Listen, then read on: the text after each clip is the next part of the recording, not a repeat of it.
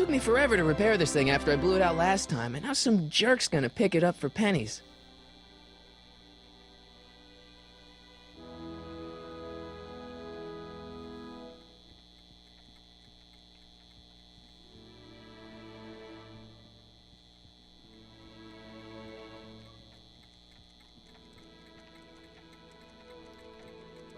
I wonder why Doc didn't take any of these with him.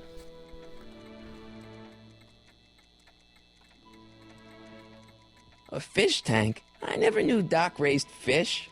Doc's fish had weird taste in decor. I kinda like Doc.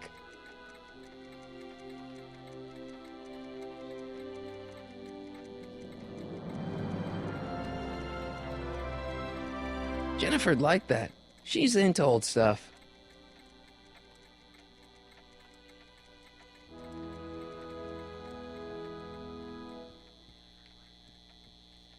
Looks like a hand-crank lightning rod, or maybe a lightning-powered pencil sharpener.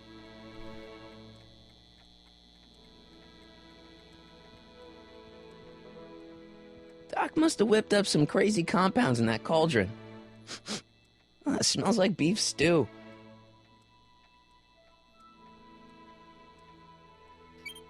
Hope that wasn't poison gas or anything. Feels like that was a lifetime ago. Actually, I guess it was.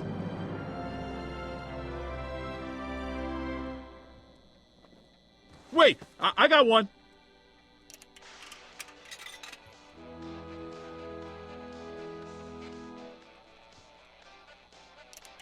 Hey, wait, don't cut off my music. Hey, wait, don't cut off my music. Doc sure did love his Jules Verne.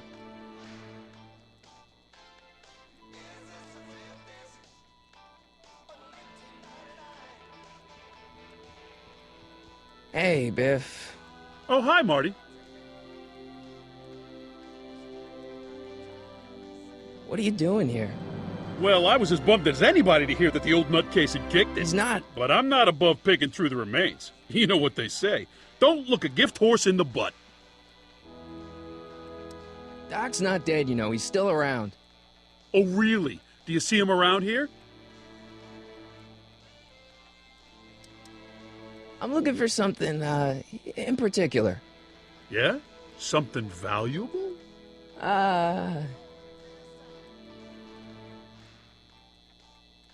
Never mind.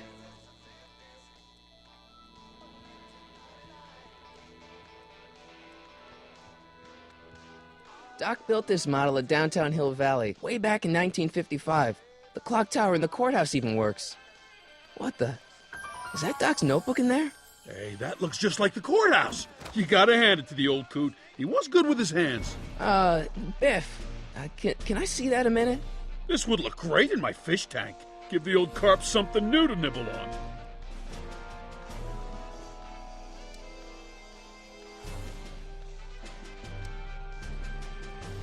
You know, you and my folks go way back. Yeah? So? So how about letting me have that model courthouse, for old time's sake? I think I'll keep it. Give it here, Biff. Well, looky what we have here. Looks like plans for something. What's a flux catheter? It's none of your business. Doc asked me to... Brown's worm food, kid. But this looks like it might be worth something.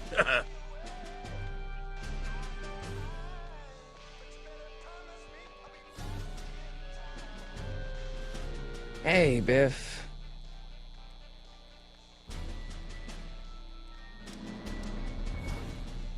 I only want that notebook because, well, I'm sentimental. It's like a piece of Doc. Doc's dead. Time to get over it and move on.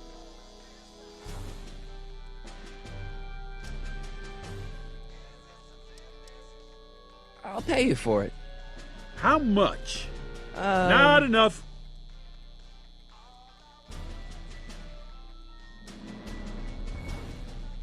It's just a notebook with Doc's scribblings. What did Doc ever accomplish? Nothing. Then it's worthless, right? If it was really worthless, you wouldn't want it so bad.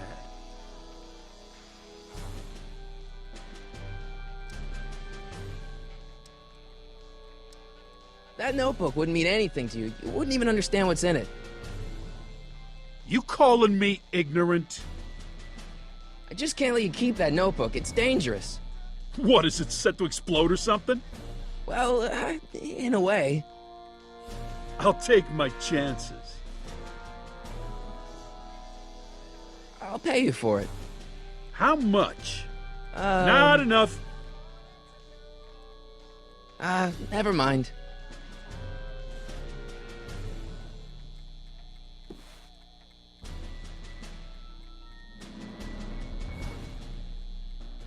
Hey, Dad, why's my guitar got a price tag on it?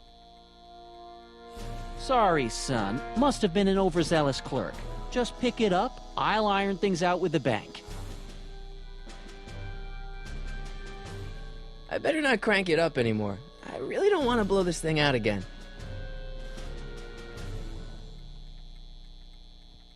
It took me forever to repair this thing after I blew it out last time, and now some jerk's gonna pick it up for pennies.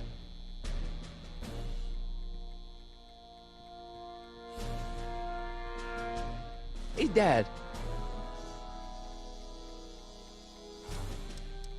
That notebook is Doc's legacy. I've got an obligation to protect it. Now, hold on a minute. Didn't you just get done telling me Doc's still around? Off traveling somewhere? Yeah? Then how is it your obligation to protect his legacy? You can't have it both ways, Marty. If Doc's alive, he can protect his own legacy.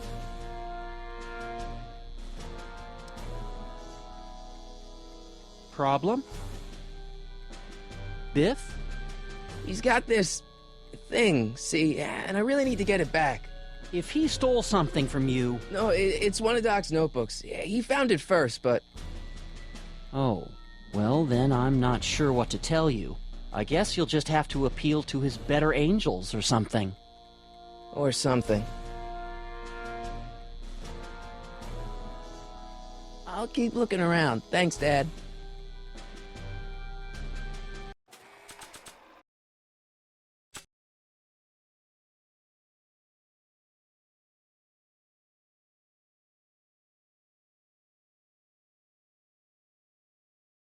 I keep this picture of my dad to remind me that even the most hopeless losers can grow up to be pretty cool guys.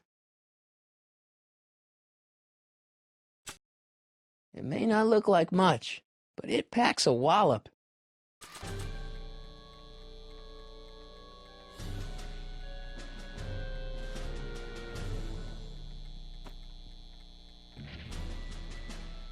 Here's an oldie, but a goodie. 1, 2, 3. Hey, look! It's Chuck Butthead. Let me show you how it's done.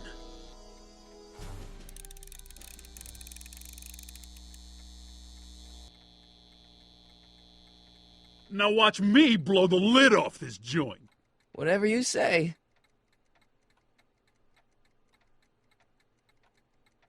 Whoa! Rock on, Biff. Oh, shit.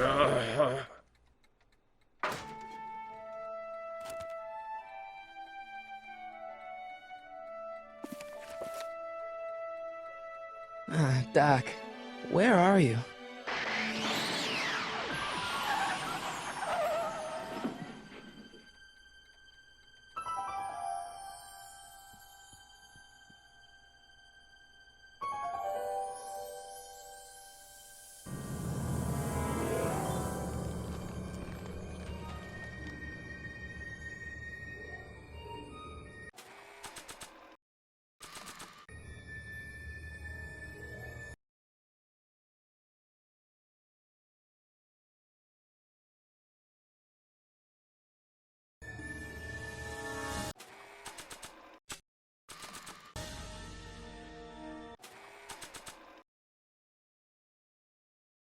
This notebook has all of Doc's plans for the flux capacitor and the DeLorean. I'd better make sure it never falls into the wrong hands. And by wrong hands, I mostly mean Biff.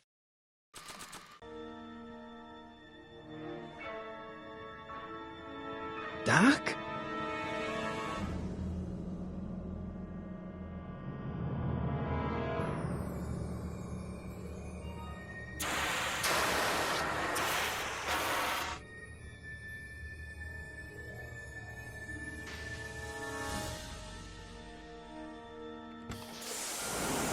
Einstein! Where do you come from, boy? Didn't you bring Doc with you?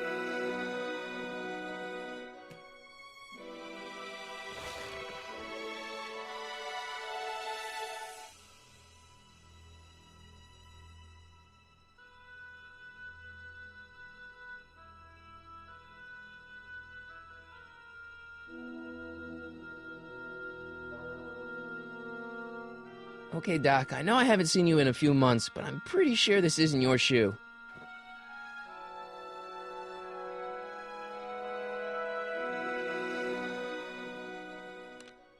Marty? Ah! Marty, if you're hearing this recording, then the DeLorean's automatic retrieval feature is a resounding success. Automatic retrieval? In case of my failure to return to the DeLorean within an allotted time, I programmed the time machine to jump to these four-dimensional coordinates without me.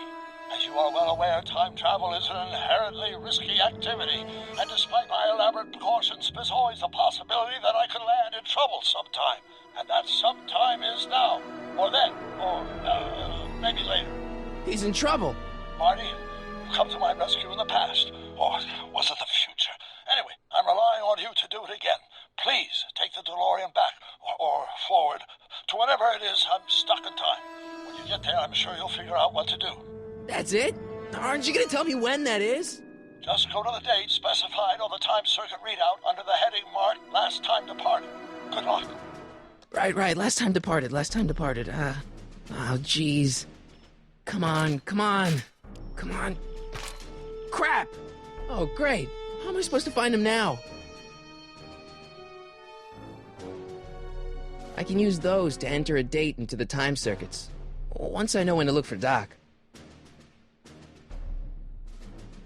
I can use those to enter a date into the time circuits. Once I know when to look for Doc. I can use those to enter a date into the time circuits. Once I know when to look for Doc. Looks like the time circuits still work. Now I only need to know when to look for Doc.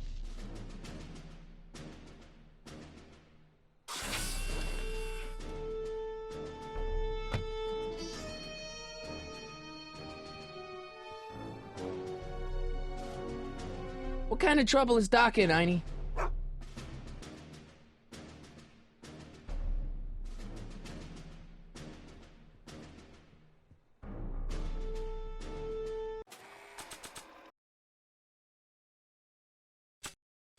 Marty? Ah!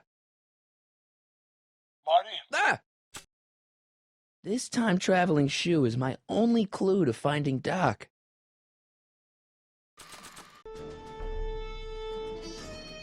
Nah.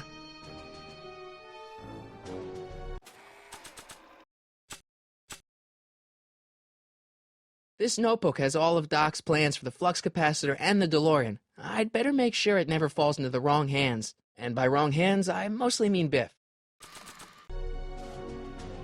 After all the trouble I went through getting this thing, there's no way I'm letting it out of my sight.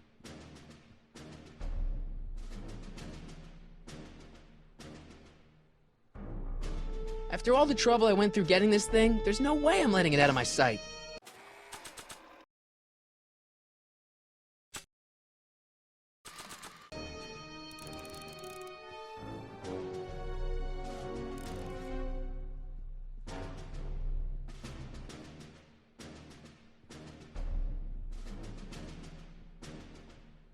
I don't think so.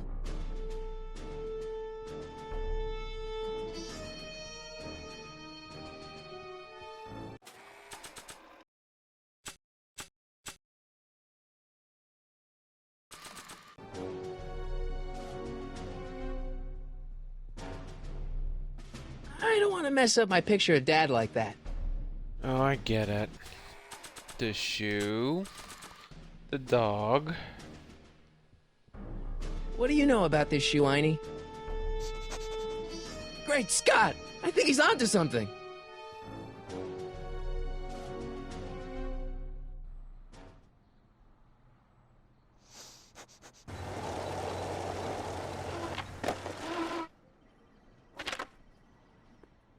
Okay, now we're getting somewhere.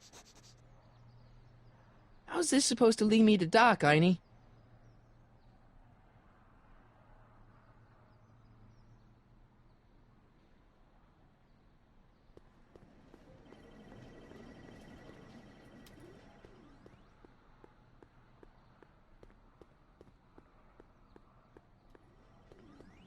Starbase 0. I hope Jimmy's fixed the wild gunman machine.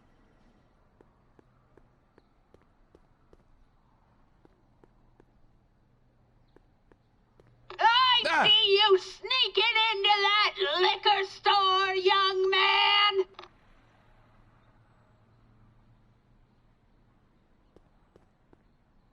A1 liquor. I like the new bars Mr. Figgins put on the windows. Sure.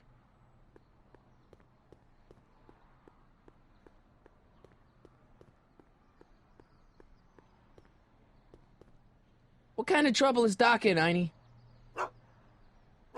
Why couldn't Doc have invented a dog translator?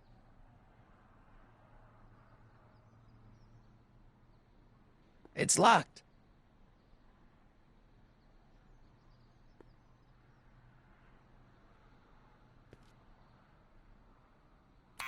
Step away from the door! Ah!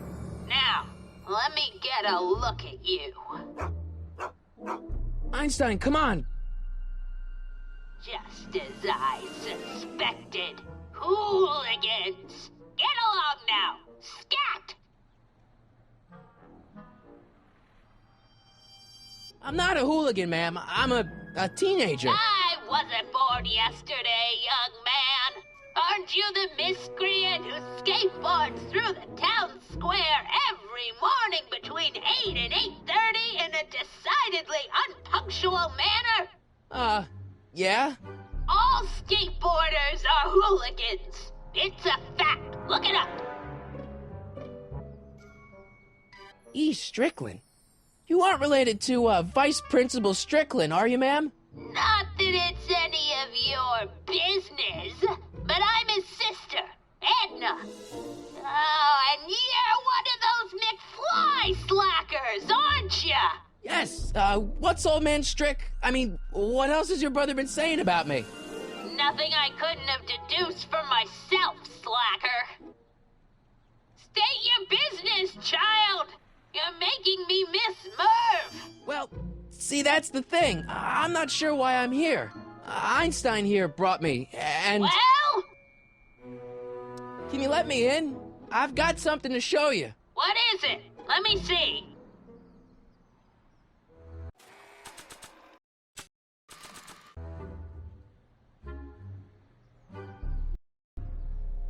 A shoe? Wow, now what would I want with a... Huh? Stay there!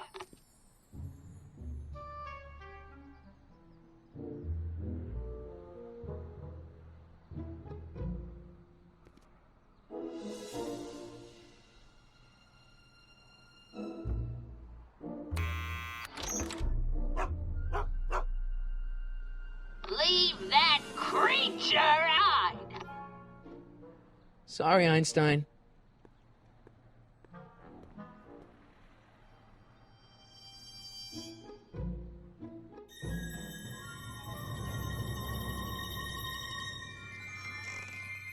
Well, took you long enough.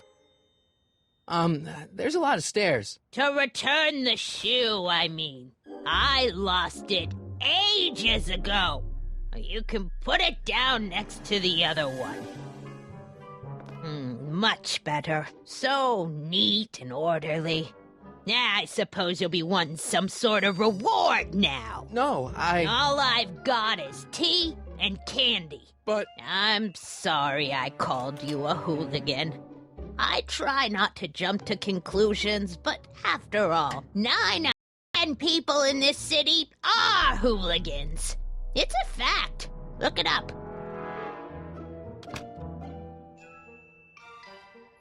Have a seat, Sonny.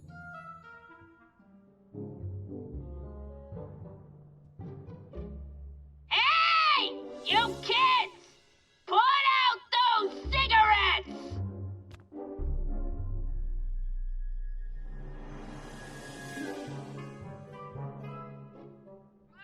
Oh, I wouldn't do that if I were you. Ms. Pretty Whiskers is very particular about who handles her food. The candy looks older than I am. Man, she keeps it hot in here. the kettle. I'll be right back with some tea. And don't touch anything.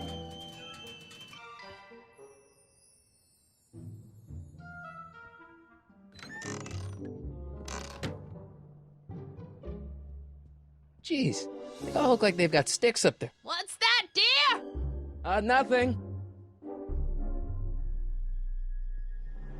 Stop looking at me. Einstein brought me that shoe from the past. But when in the past?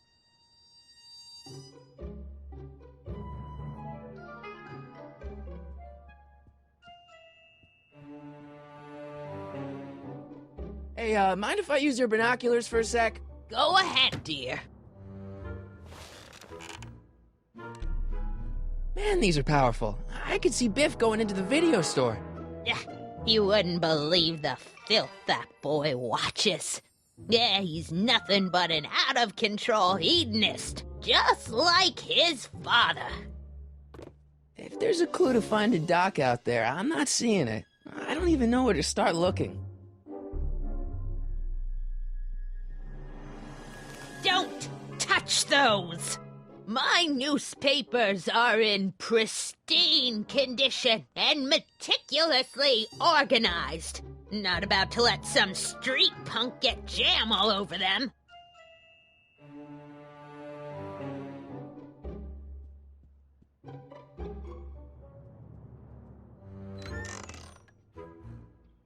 Miss Strickland, about your tea. You forgot to turn on the... You! It's spelled with a U! You illiterate vandal! That tea's never gonna boil.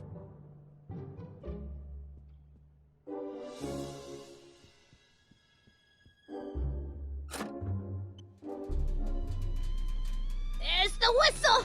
Surely the water's boiling by now.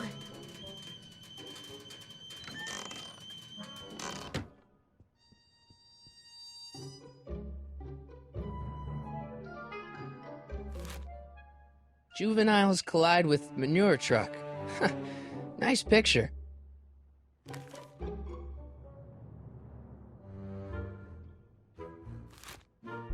Brown Mansion destroyed. 1962.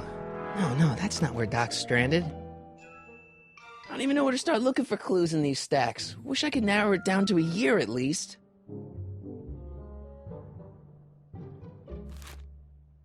Firm announces plans for Lone Pine Mall. Peabody Ranch to be rezoned for commercial. I don't even know where to start looking for clues in these stacks. Wish I could narrow it down to a year at least.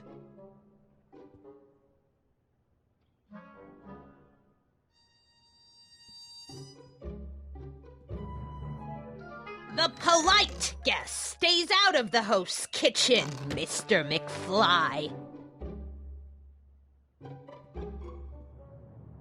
Yeah, that's peculiar. The water still hasn't come to a boil.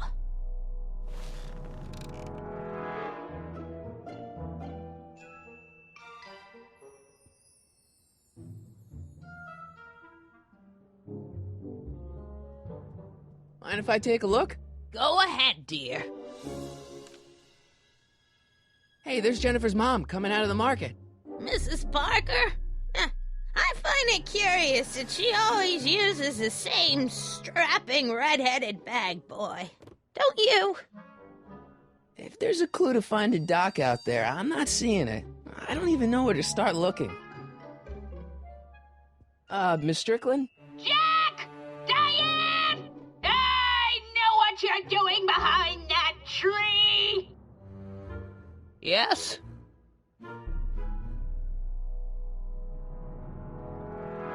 Do you remember when you lost your shoe? Shoe? That shoe over there. Oh, that shoe!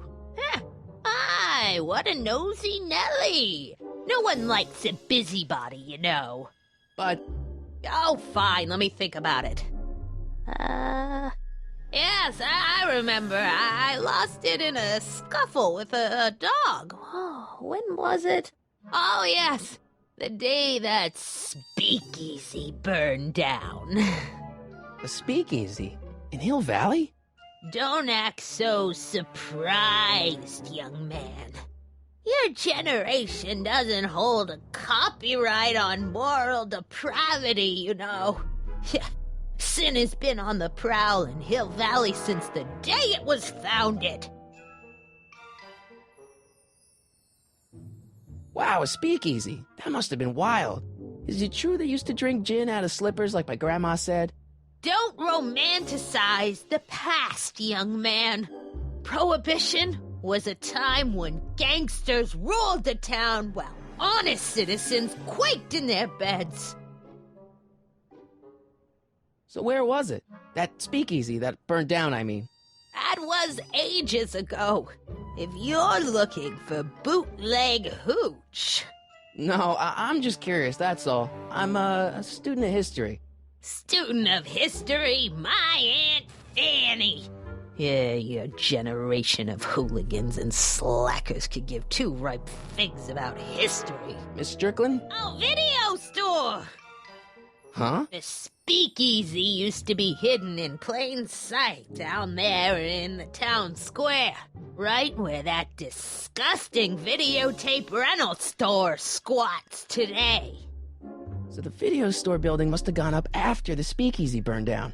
The following year, as I recall. What's with all these newspapers? This is my personal archive. I've got every issue of the Hill Valley Telegraph ever published. Get out! Every single issue? From 1871 to the present. If it happened in Hill Valley, you'll find it in my stacks. I guess somewhere in these stacks there must be an article about the speakeasy burning down. Naturally. I probably wrote it myself. I was quite a reporter back in the day. Any idea what date that article came out?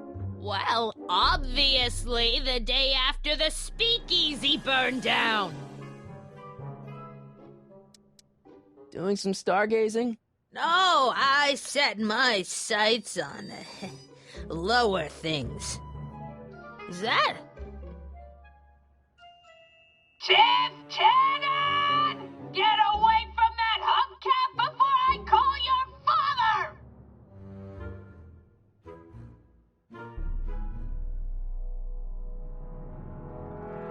Don't let me keep you from your business. You there! Don't even think about tossing that Kleenex on the ground!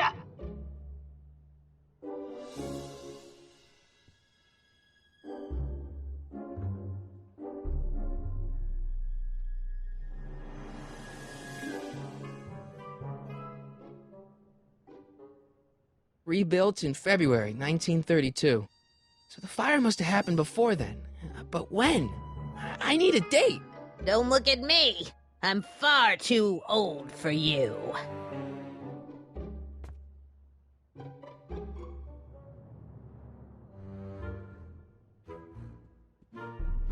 I told you not to touch those!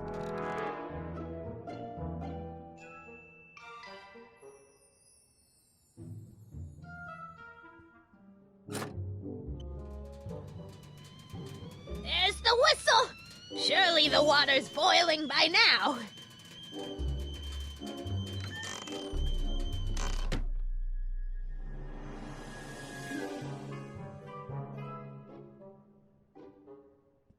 Let's see. Ground broken on site of former speakeasy, singer vanishes, Hill Valley Expo delights crowd, soup kitchen exposed. Here we go. Speakeasy arsonist slain. Legal procedure gave way to old-fashioned vengeance last night when a mob descended on the Hill Valley police station. The suspect in the speakeasy arson case, a drifter known as Carl Sagan, was pulled from his... Carl Sagan? It's Doc! Killed by a mob. What's the date? June 14th, 1931. Jeez, I gotta rescue him. My newspapers! Sorry, Miss Strickland. Let me... No! You've gotten my history out of order! Oh, do you know how long it'll take to fix what you've done? Oh, get out! Get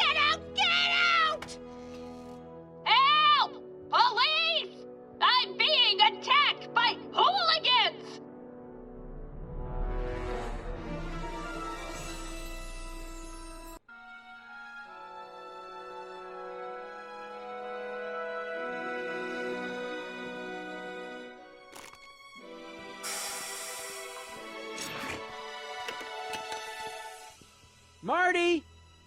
Where you been, son? And what are you doing in that getup?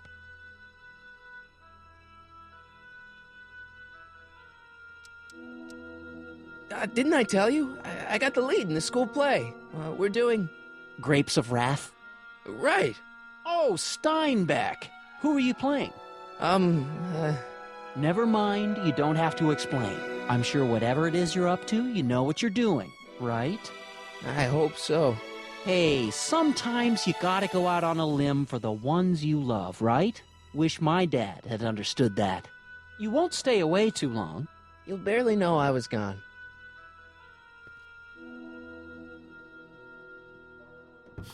You ready to go, Einstein?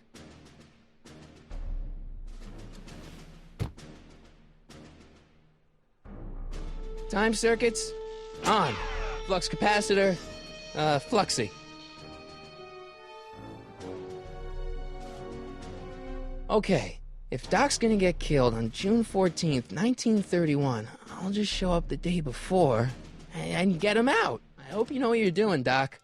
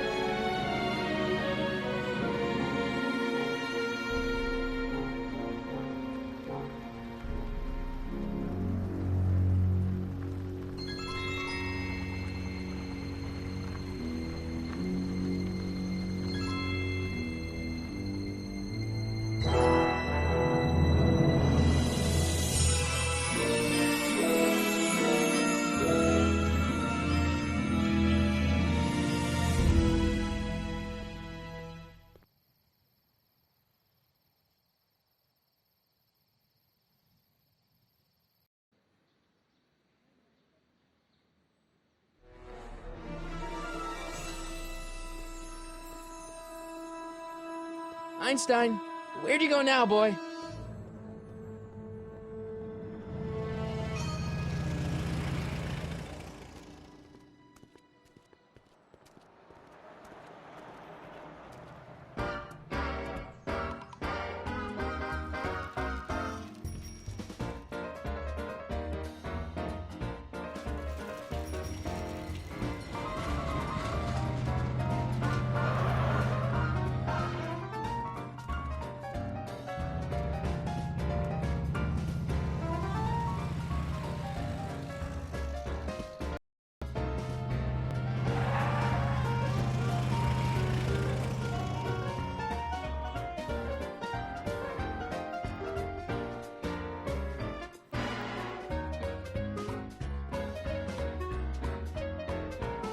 Young man! Excuse me, young man! Who, me? You're the only man in the street, and I'm looking for a man-in-the-street reaction. Naturally, you know about the explosion that destroyed this illegal gin establishment. I read about it, yeah. What's your opinion of Carl Sagan, the stranger who single-handedly did what the law has been unable to do for 10 long years, namely, rid Hill Valley of the scourge of liquor?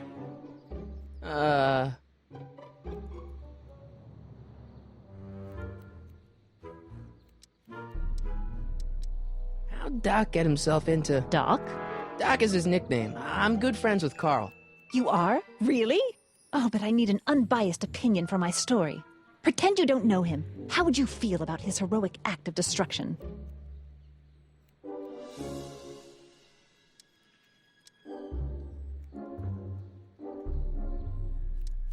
Well, I'm not so big on bomb blasts. Yes, but this bomb blasted a speakeasy, the very symbol of lawlessness and corruption. You're all for cleaning up the town, aren't you? Do you have a message for the vicious gangsters who still roam these streets, no doubt plotting to corrupt our citizens with another den of booze, sin, and debauchery?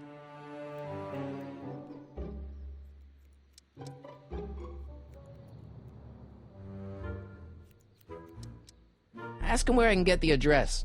Ah, I see! Because you want to blast it to smithereens just like Carl Sagan did. With public-spirited citizens like you around, the lawless element will be on the run in no time. Mr. May I get your name?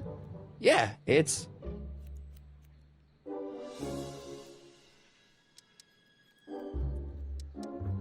Sonny Crockett.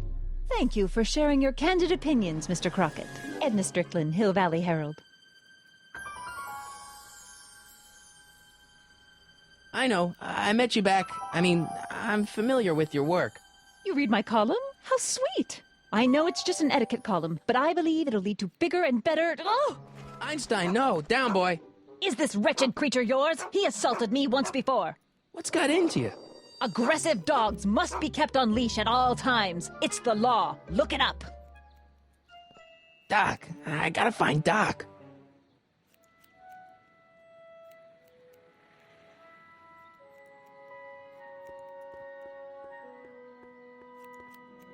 You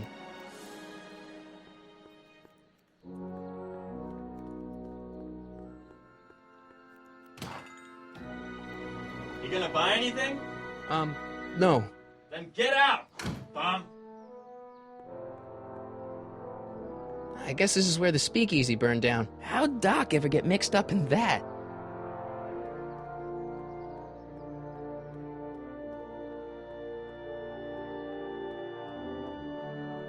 Bank of Italy?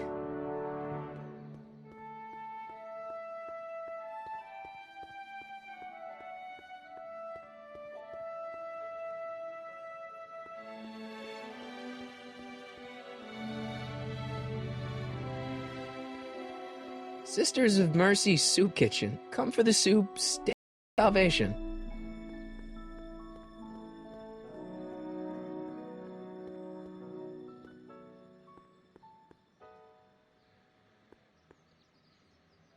Doc! Marty! Doc! What are you doing here? You sent for me, Doc. I did? When? 18th, 1986. 1980? The automatic retrieval system. Of course. I'd almost forgotten about that. So what's our plan for getting you out of here? Plan? We don't need a plan. We don't. Not in the slightest. The police picked me up for that speakeasy fire a couple of weeks ago. EA hasn't got a case. They're releasing me tomorrow morning.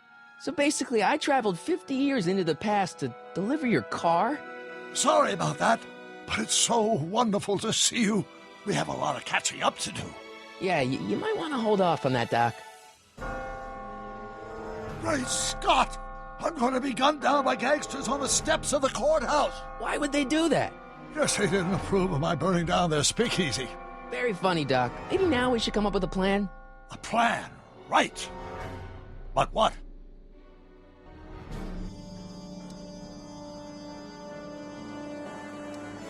Why don't I take the DeLorean, go back in time before you were arrested, and stop you from getting caught in the first place?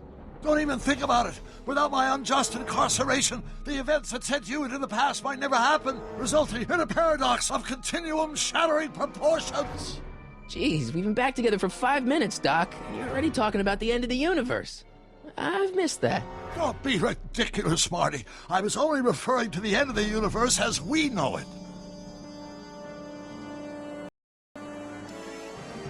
Well, I suppose I could just get some dynamite and break you out of jail. No, that's far too dangerous. Not just to me, but to random innocent people in the past. The repercussions could be... That's it! What's it?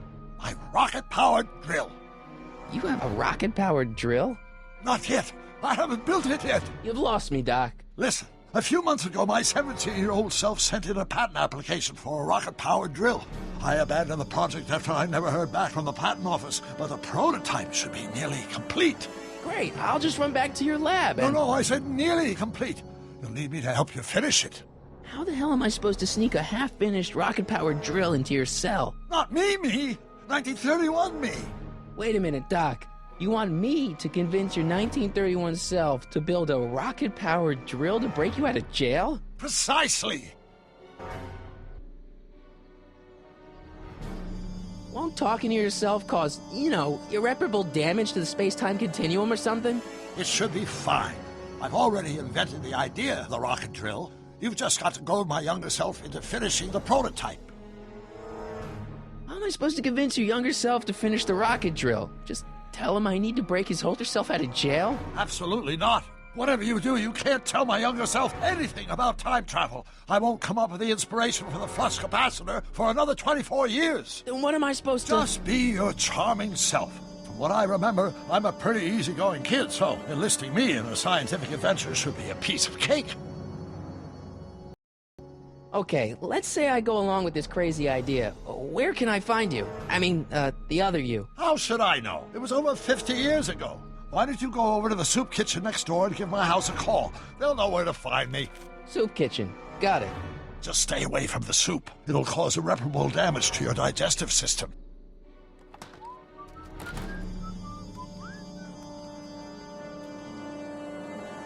I guess I better get started. Don't worry, Doc. I'll get you out of here in no time. I'm not worried. Once you and my younger self put your heads together, you'll be unstoppable. Psst, Doc. Marty, have you found my younger self yet? Where have you been all this time? I missed you. I've missed you too, Marty. But I thought it was important to let you live your own life for a while, free from the insanity of time travel. I gotta admit, it was nice to not have my family history blowing up in my face for a few months. Besides, I've been busy raising my own unpredictable teenagers.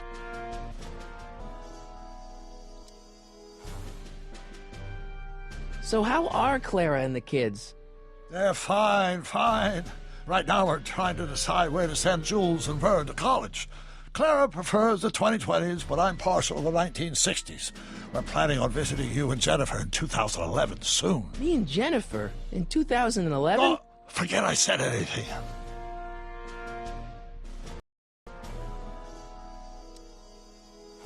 Where'd the DeLorean come from? The last time I saw it had been smashed to pieces by a train. It's a fantastic story. Do you remember when the DeLorean got struck by lightning in 1955? Yeah? Unbeknownst to either of us, the lightning produced a temporal duplicate of the time machine, one that was tossed 70 years into the future. What? I found out about it during a trip to 2025 and recovered it just in time to stop Griff Tannen from vandalizing the time stream. Heavy. So that DeLorean... is for all intents and purposes the exact same machine as the original. Plus or minus little bells and whistles I've added over the years, of course. So, what were you doing in 1931 anyway? Oh, nothing terribly exciting. Indulging in a little personal nostalgia, picking up a few rare out-of-print books to surprise Clara on her birthday, solving a historical mystery or two. The usual. Usual? You lead a pretty unusual life, Doc. It's an unusual universe, Marty. I hate to tell you, Doc, but your last time departed display is on the fritz. It is? So how did you find me? I found one of Edna Strickland's shoes in the DeLorean. How did one of her shoes get in the DeLorean? Einstein took it from her. He did? How strange. Einie almost never attacks people. Not without a good reason, anyway. I hate to tell you, Doc, but your last time departed display is on the fritz. It is? So how did you find me? I found one of Edna Strickland's shoes in the DeLorean. How did one of her shoes get in the DeLorean? Einstein took it from her. He did? How strange. Einie almost never attacks people. Not without a good reason, anyway. How'd you wind up in jail in 1931 anyway? During my trip to the past, I decided to look into one of Hill Valley's unsolved mysteries. The fire at the speakeasy. Exactly. I thought I was safely hidden across the street. But when the fire started, there was a tremendous explosion, and I was knocked unconscious by a stray brick. When I woke up, I was here in jail, charged with arson. That's horrible. I know. Worse yet, I still don't know who started the fire. What do you know about Edna Strickland? Edna? We never really socialized when I was younger. She was a few years older than me, and we traveled in different socioeconomic circles. Why do you ask? She thinks you're a hero for burning down that speakeasy. She's doing a story on you. A story? Oh, yes, now I remember. Ask Edna, the etiquette column that doubled as a pro-temperance soapbox. She believed that the consumption of alcohol would inevitably lead to a complete societal breakdown. Sounds like a fun gal. You should have seen her when the hippies started showing up in the 60s. She just about lost her mind. That would explain a lot. Hang in there, Doc. Not the best choice of words, Marty.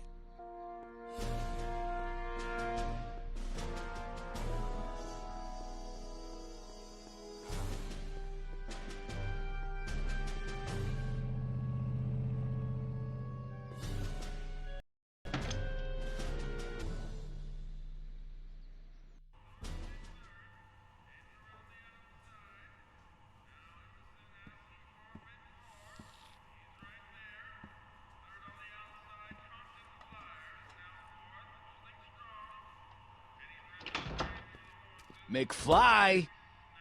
Biff? Kid! Grandpa? That's Mr. Tannen to you, Artie. What are you doing out here? Well, I was getting kind of hungry, so I figured I'd come down here for some free soup. Just thought I'd come down for some soup. Think, McFly. The DA's throwing around subpoenas like Babe Ruth. I don't think Ruth's a pitcher anymore. Shut it! If one of those subpoenas landed in the hands of my number cruncher, I'd be in a whole lot of trouble. I could even get sent up the river. You wouldn't want that, would you? Would you? No, of course not, kid. All right, that's better. What are you looking at, punk? Keep your eyes on the soup, kid. Well? Well, what? Well, what are you still doing here? Sorry, kid. I'll just run back to the safe house. You do that. And McFly? Yes? That hat's too flashy. You better let me hold on to it. Now scram! You got it, boss. And don't come out until I give you the all clear. I swear, if even one of you mooks could add 2 + 2 without your fingers, I'd dump that wimp into the lake. Hey! Anyway, I'm off to make myself irresistible. Don't let anyone burn down the shop while I'm gone.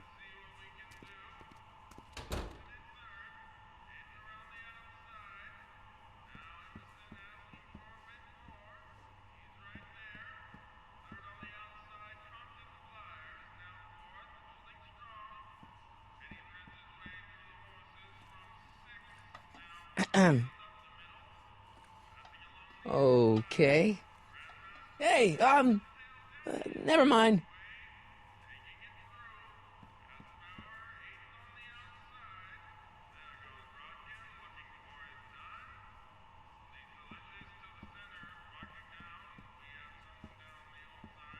I better not talk to him. I don't want to mess up his timeline.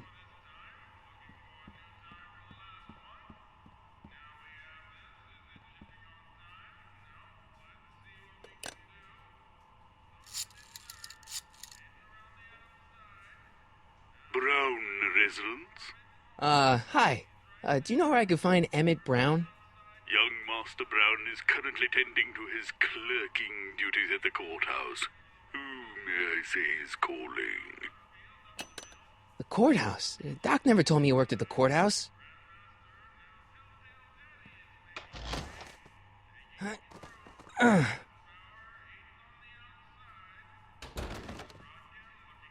There's no way I'm gonna keep that door open without some help.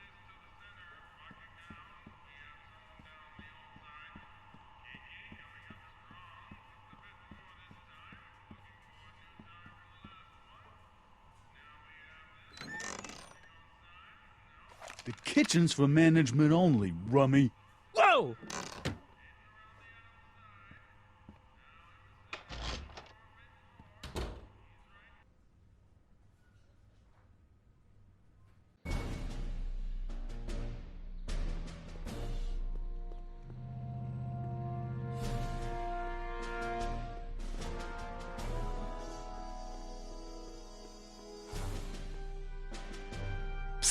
Doc!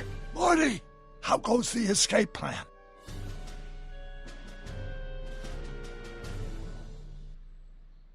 So, according to the British guy on the phone, you're working at the courthouse. Of course. In the summer of '31, my father made me work as a junior clerk. That doesn't sound like any fun. I hated every minute of it. My father was, strict. In any event, you should head over to the courthouse right away and introduce yourself to me. What does a law clerk do anyway? Horrible paper shuffling task, but that's not important. Get yourself to the courthouse and find me. Guess who I bumped into at the soup kitchen? My grandfather. No! Don't worry, I didn't talk to him or change his future or anything. Good. I wish I could, though. This era's Tannen is treating him like dirt. Don't worry.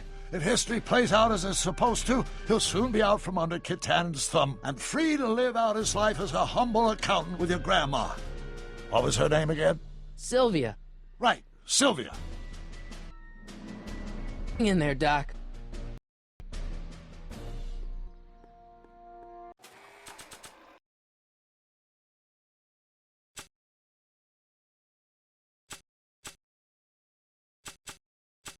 Brown Estate, Klondike 51038.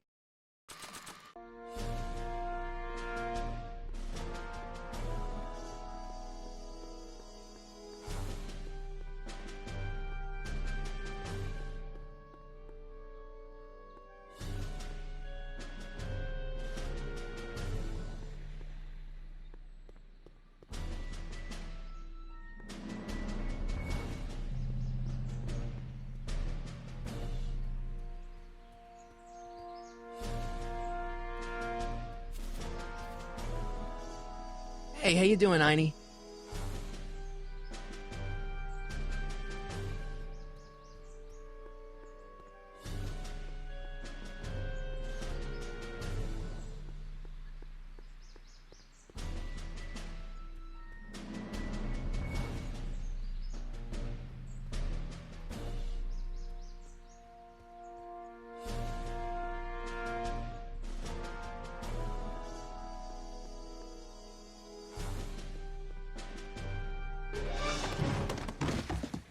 Touch those. These are very sensitive legal documents. Nobody is supposed to handle them but sworn officers of the court. Judge Brown says so. Judge Brown? Doc. Nice to meet you. I'm, Sonny Crockett. Emmett Brown. But I am a law clerk, not a doctor. Now please get out of my way. I have important business to transact. Naturally, H2A multiplied by I don't need to go in there anymore.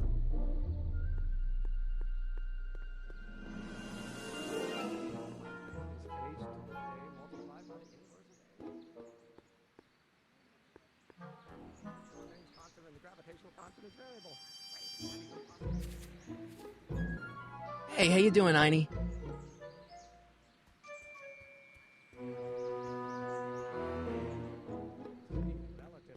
Listen, Emmett, you don't know me, but I'm your friend. I'm not big on friends. They get in the way of work.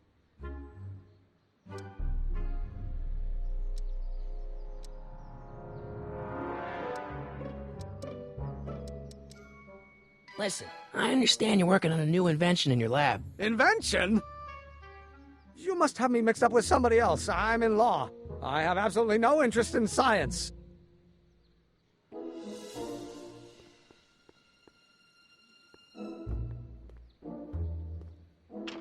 Hello? No solicitors!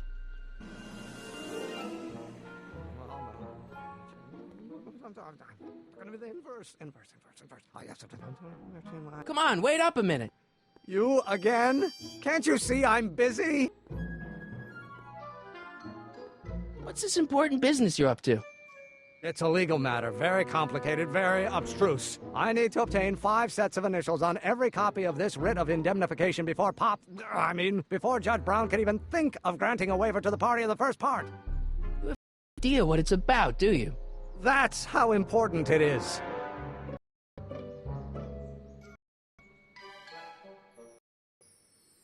Come on, Doc. Emmett, drop the Legal Eagle Act. I got something more important for you to do. Mr. Crockett, I'll have you know that the law is the very mortar that holds society together, and we in the legal profession are like brick masons building the edifice of the future. Your dad tell you that? Every morning.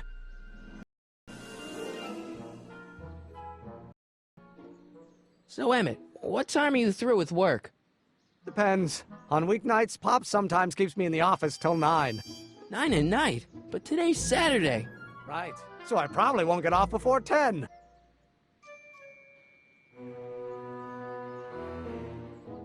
How about you knock off work early and I'll buy you a beer, or soda. What do you say? Don't try to tempt me from my duty with sugary beverages. Keeping the wheels of justice turning, that's my one passion in life. Besides, if I left before 8, my pop would kill me.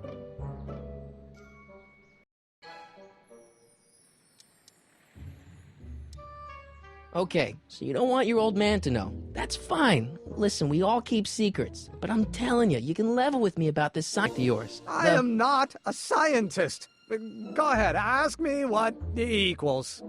What does E equal? I have absolutely no idea. See? I don't know where you got your information from about me, mister, but you're wrong, wrong, wrong. Or do we... Will you just give me a chance? Harassment's a federal crime, Mr. Crockett.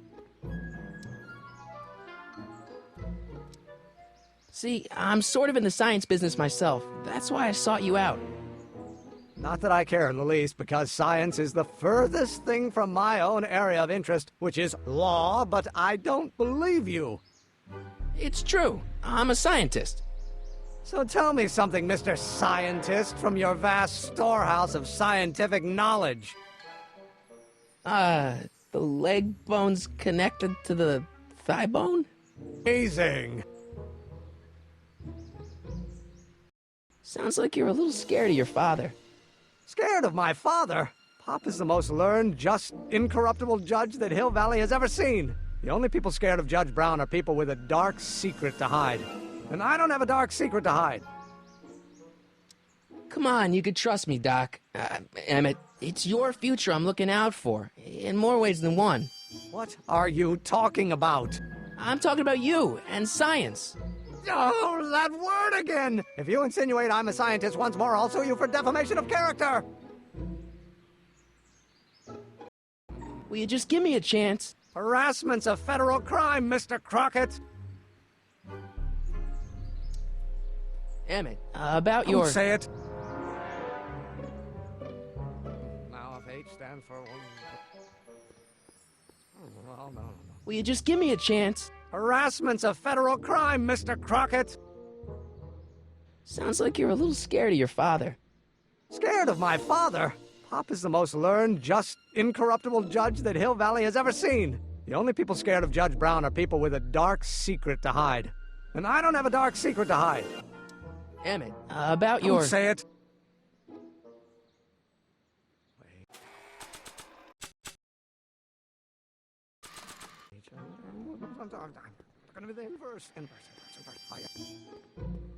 After all the trouble I went through getting this thing, there's no way I'm letting it out of my sight.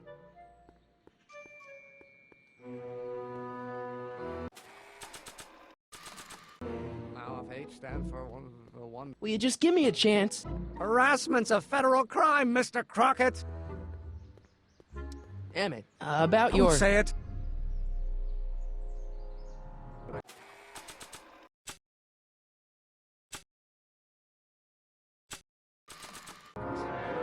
I don't think that picture's gonna do anything but confuse people.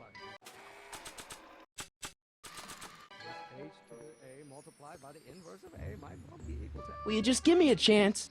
Harassment's a federal crime, Mr. Crockett! Emmett, about your... Don't say it!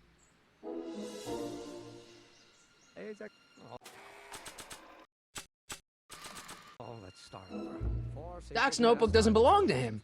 Okay, actually it does belong, but not yet. And it's probably a really to give him a book full of all that's invented yet. Well, I could give it a try. Jesus. Okay, fine. Guess I should talk to the other guy.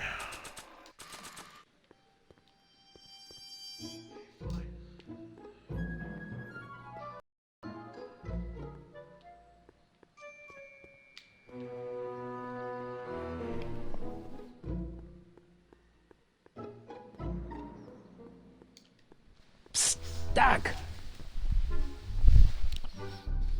Well, I met your younger self. Great! And I gotta say, you're kind of uptight. What? You won't even talk to me. I find that hard to believe. Tell me what happened.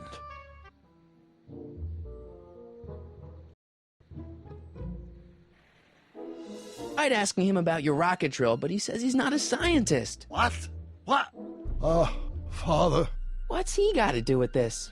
In 1931, I was still deathly afraid of my father discovering the truth about my scientific predilections, so I carefully kept them under wraps, practicing science at odd hours, away from his prying eyes. That sucks. It sucked a lot. Fortunately, I eventually stood up to him, but right now, my younger self probably thinks you've been sent by my father to check up on me. What do I do to convince Teen Doc that I'm not a spy? I'm not sure. Why does your younger self mutter all the time? Muttering? Why would I be muttering? I never mutter unless... The Hill Valley Expo! Bo? Yes, the Expo! How could I have forgotten? In a few months, the younger me will put on a demonstration at the Hill Valley Exposition, my first public foray into the world of science. Everyone in town will be there, including a number of noted inventors who shaped my career. So, it was a big success? No, it was a miserable failure, but it was a spectacularly miserable failure, one which marked my transition from an amateur garage scientist into a professional seeker of truth. What does this expo have to do with you muttering all the time? When I was younger, I used to relieve stress by working on complex mathematical conundrums. No doubt my younger self is working on some impossible problem in an attempt to work off cerebral steam in the weeks before the exposition. What was I muttering about? I don't know. H to the something with an inverse of something else. I'm not so good at equations. That's too bad. I bet if we could solve my younger self's problem, he'd be more inclined to listen to you. Can't figure out what your younger self is muttering about. Blast! If only I could hear him myself. You know, your younger self seems really dedicated to the law. It's a facade, I assure you. I had to keep up appearances to appease my father.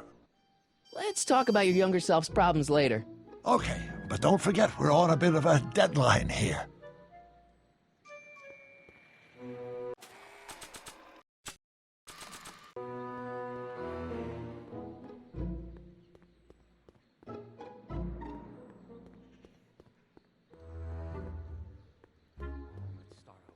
Will you just give me a chance? Harassment's a federal crime, Mr. Crockett. Damn it. About Don't your... say it.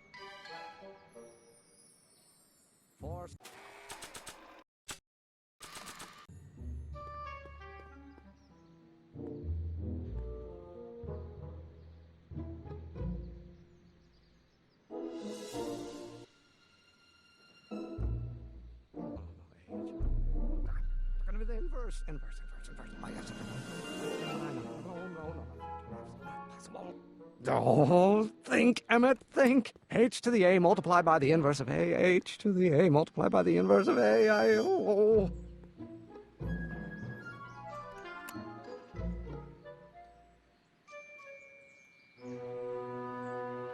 Or do we take H to stand for the Hermitian line operator? Well, in that case...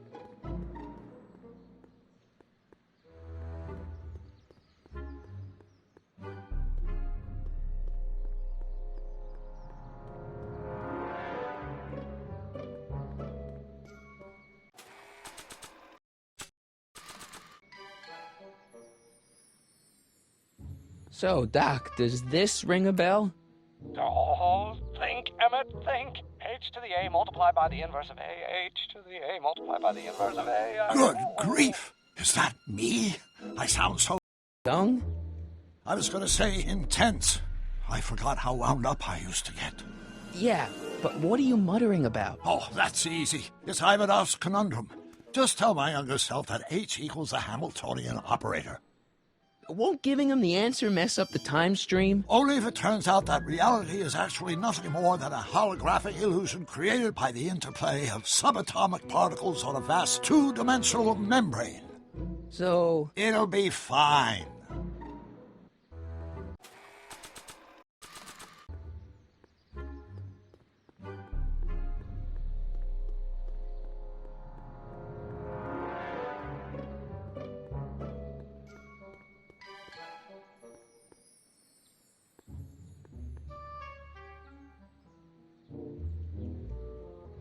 Well, this is more than I thought it would be.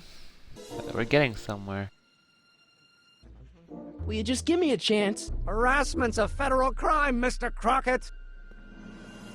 Maybe H equals the Hamiltonian operator. What did you just say? I said maybe H equals the... Hamiltonian operator? Yeah. Great Scott! If H is the Hamiltonian, then H to the A multiplied by the inverse of H can only be the same as the expectation value for A. That's it! That's the solution to Ivanov's conundrum, the problem I've been wrestling with in my head all week! I'm sure you would have figured it out by yourself in a day or two. The way you figured out how to build that rocket-powered drill. Where did you learn so much about science? Well, it's like this. You know about my rocket power drill? Then there can only be one explanation. What? Your patent office. I confess I didn't quite know what to expect when I sent the paperwork, but I never expected this. Welcome! I'm at your service. What can I do for you?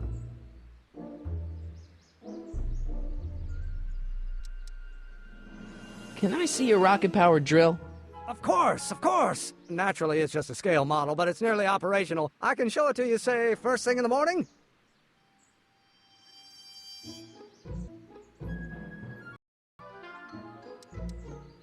Nah, that's no good. I need to see a full-size model. That's fully operational. Tonight. Otherwise, we'll have to award the patent to a competing inventor, Dr. McCoy. It can't be done! I mean, it might be possible to construct a full-size working model in that time frame, but I haven't got the main ingredient for the fuel. I'll get it for you. What is it? 190 proof grain alcohol. And you know how difficult it is to get a hold of alcohol these days. Especially now that someone's blown up the speakeasy. And besides, no way I can get off work until I've delivered the subpoena. It's part of the investigation into the business affairs of Kid Tannen. Is it vitally important you see that rocket-powered drill today? Yes. Is it vitally important you deliver that subpoena today? Listen, I'll help you deliver it, and I'll see to it you get the alcohol you need. If it'll help you get that drill finished by tonight. Deal? Deal. Here's the subpoena. Arthur McFly? I've got to subpoena my grandpa? Shh! It's Kid Tannen. Hey, I just saw him at the soup kitchen, yelling at Arthur McFly. I'm not surprised. Arthur does the books for his business. What kind of business? That's what the DA is trying to find out. Let's go talk to him. No! Why not? Kid Tannen can tell us where Arthur's hiding. Yeah, well, he can also have us fitted for a Chicago overcoat.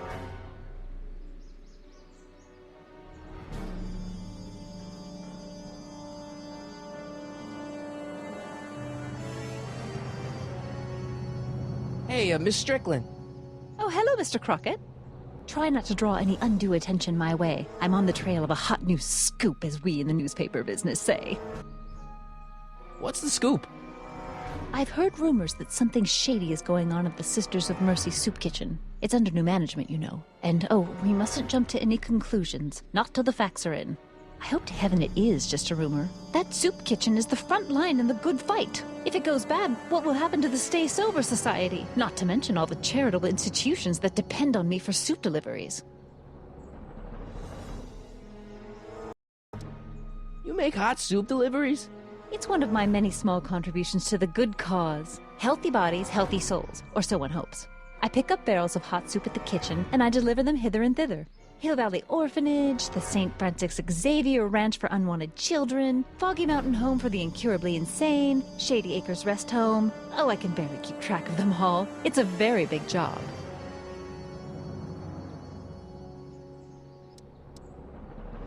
What's the Stay Sober Society? You haven't heard of the SSS? They do the most marvelous work, taking hopeless drunken bums and turning them into former hopeless drunken bums. I'm one of the founding members. And not to say that I was ever, well, you know. Anyway, we've always met in the cellar of the Sisters of Mercy soup kitchen, but for some reason the new managers don't want us down there, so we're stuck. We've got nowhere to meet. Did you finish the story you interviewed me for? About Carl Sagan? Yes, but those pig-headed editors at the paper rejected it. They said my story was slanted, and that I was glorifying a suspected arsonist. As if their stories aren't always glorifying the criminal vermin that run this town. This whole thing makes me so mad I could spit. Though of course I never would. There's an ordinance against it, and it's so untidy.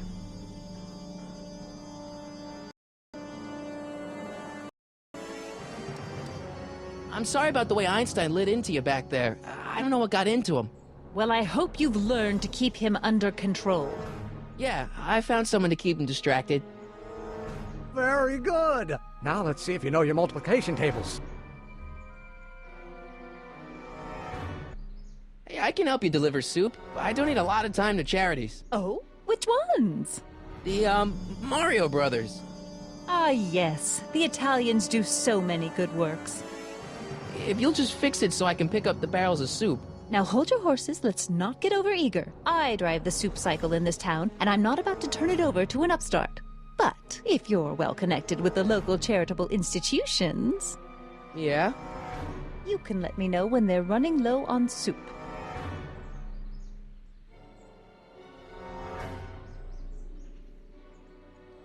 As a matter of fact, I do know a local charity that's running low on soup.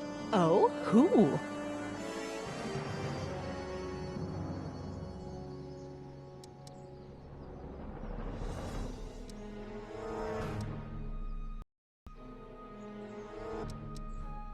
Never mind, I'm wrong. The pool hall isn't a charity. Certainly not. I know a place where the Stay Sober Society can meet. Oh? Where?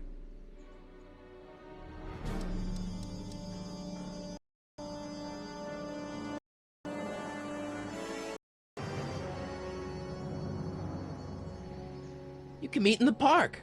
No, that's no good. Too many of the members sleep in the park. Okay. I got a book. Oh? Where? Nice bike. Huffy? Huffy? I'm not huffy. I'm passionate about justice, safety, law, and order. Never mind.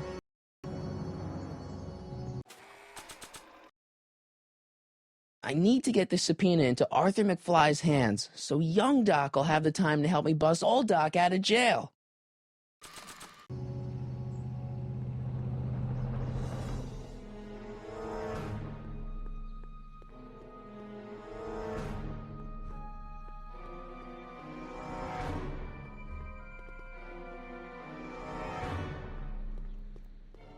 What the hell, Matches? You got kiwi all over my socks! Sorry, boss.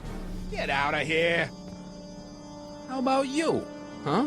I'm sitting at a shoe shine booth. You walk up. Either you're here to shine my shoes, or you got a death wish. Which is it?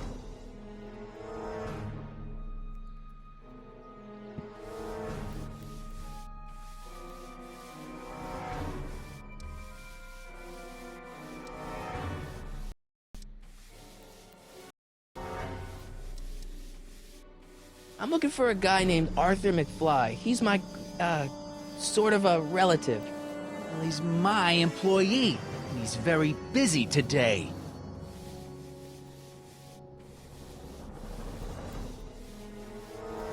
Since you're Arthur's boss, you know where he is, right? He's at the, office. Where's the office? I forget. So when do you think Arthur will be leaving the office? When I tell him he can leave the office. Hey, you missed a spot. Isn't that Arthur McFly's hat you're holding? It was McFly's hat. Now, it's my peanut ball. Could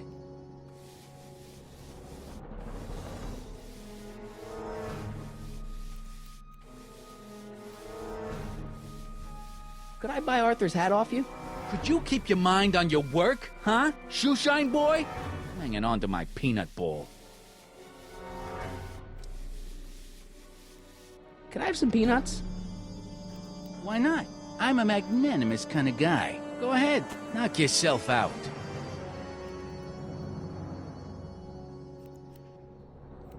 Don't mind if I do. All right, break time's over. Back to work.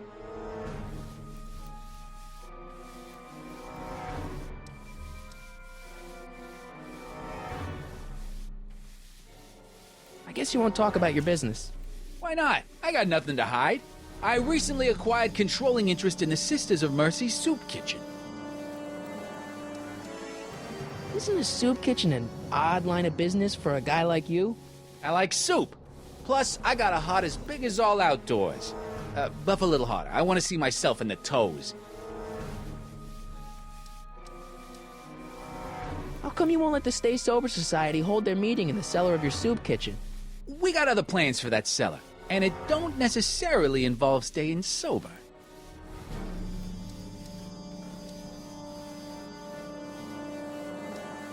Hey, I represent United Charities of Hill Valley. Can you authorize me to pick up soup from your establishment and deliver it to some very deserving souls? Nah, that Strickland dame's got the charity racket pretty much locked up. No point in giving her competition.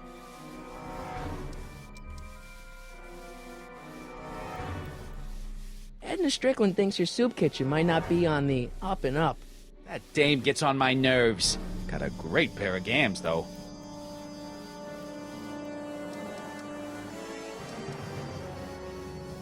About Arthur McFly. Yeah?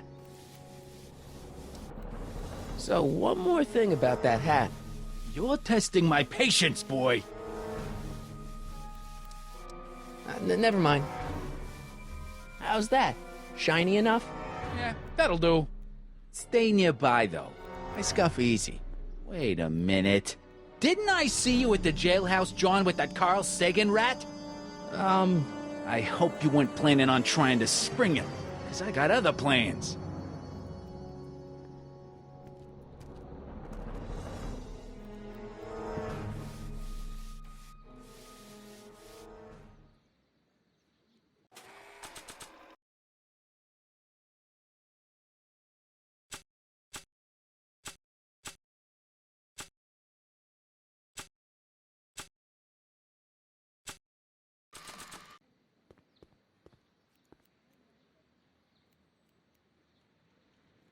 And keep an eye on Trixie. That broad's going all squirrely on me. You got it, kid. Well, you gonna stand there like an okie, or you gonna shine my shoes?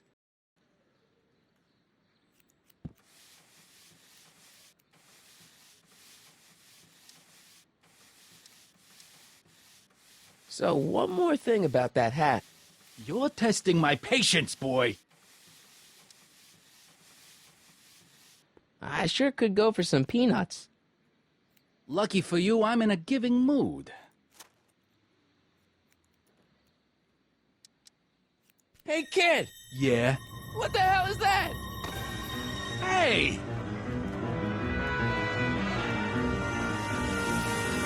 What'd you do?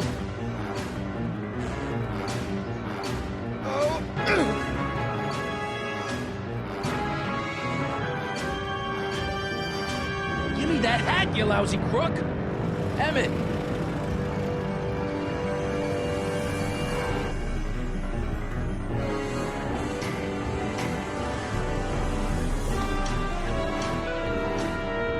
Emmett!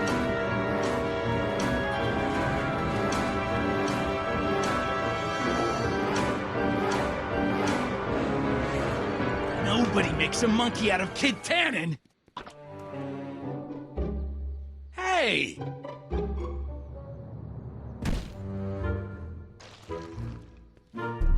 Al! Fix me up!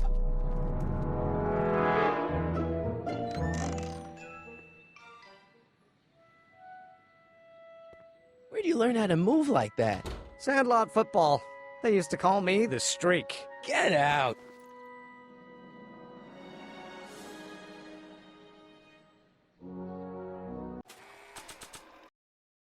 My grandpa may be a little wimpy, but he's got great taste in hats.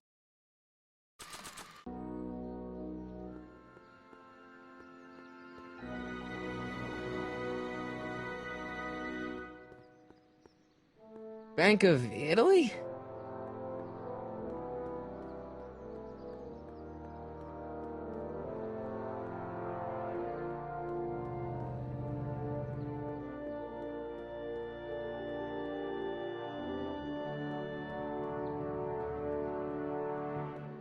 Psst, Doc.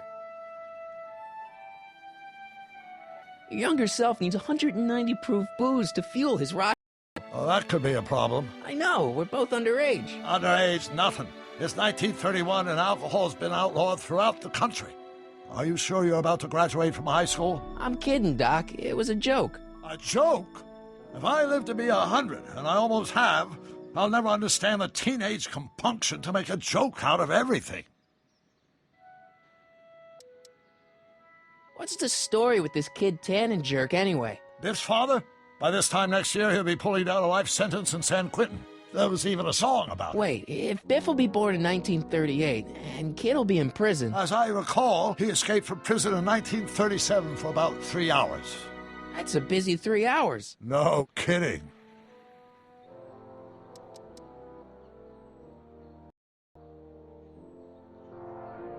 You got any words of wisdom for talking to Edna?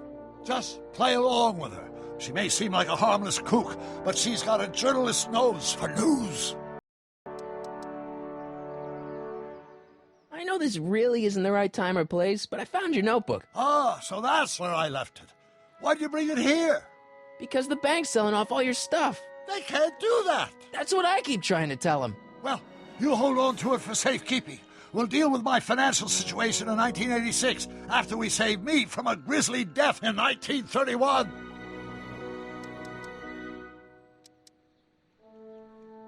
Hang in there, Doc.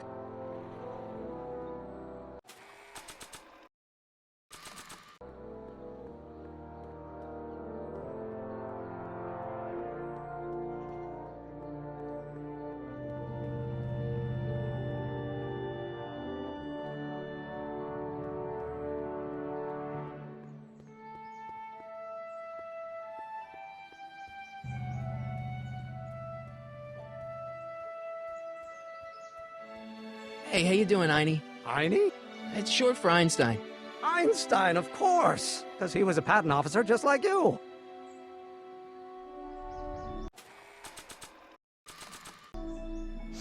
Hey, Einie, come here for a sec, boy.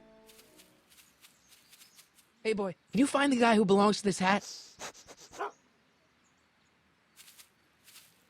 Where's he going? Only one way to find out.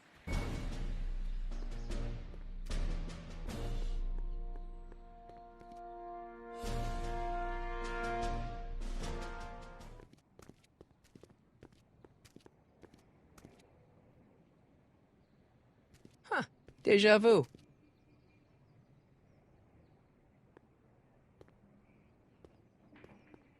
Need any help? Never mind.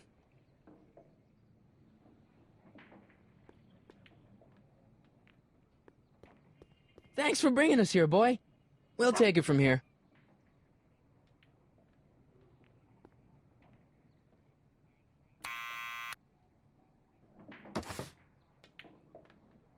Yeah? Who is it? It's McFly! Shh, I know!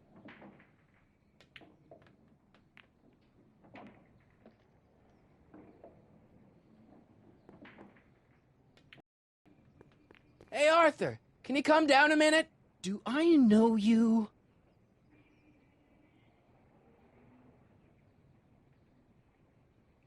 We've got something for you.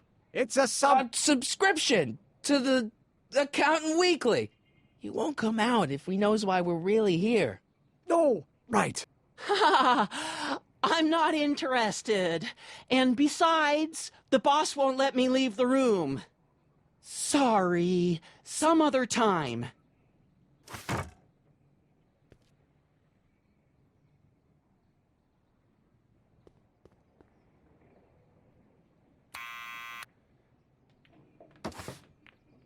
What now?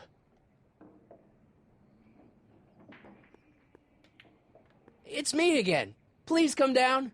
Why?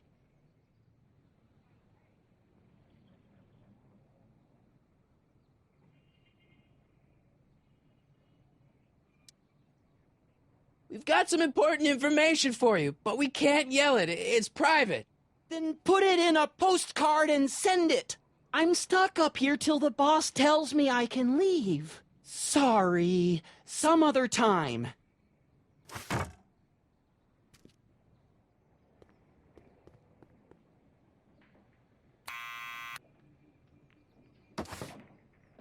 What now? It's me again. Please come down. Why? I'm your mother's great-nephew.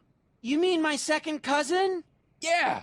Glad to know you, but I can't leave this building till the boss says so. He's given strict orders. Sorry, some other time. Are you kidding me? Oh, wait, of course, if I select the head, then yeah, okay.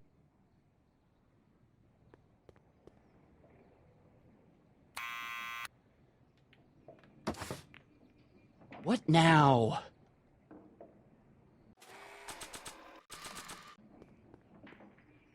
I'll give it back to him after I give him the subpoena.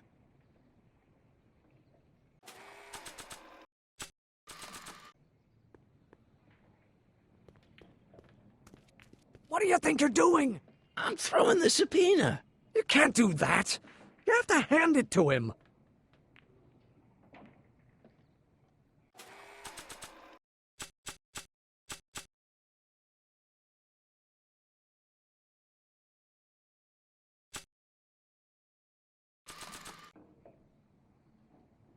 It's me again. Please come down.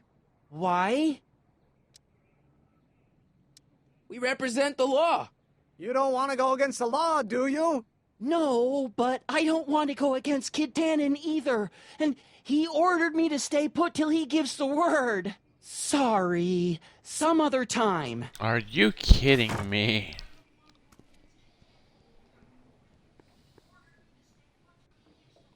Need any help? Never mind.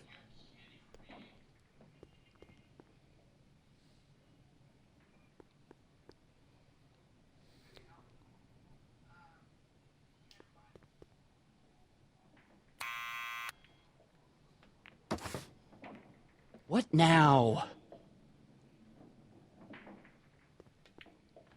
It's me again. Please come down. Why?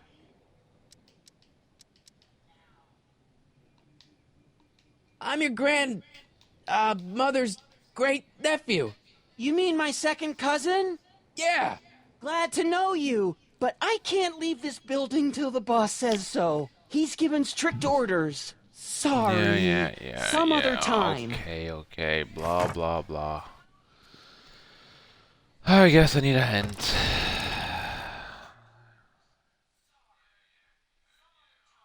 From the town center.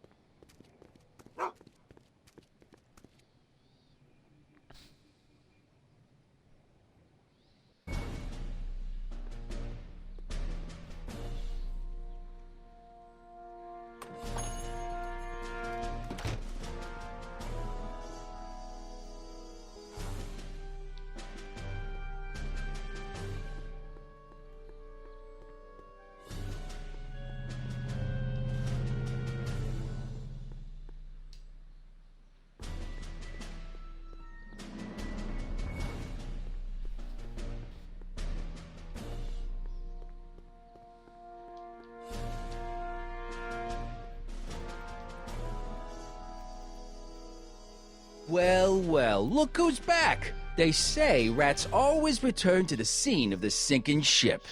Get 'em, Matches!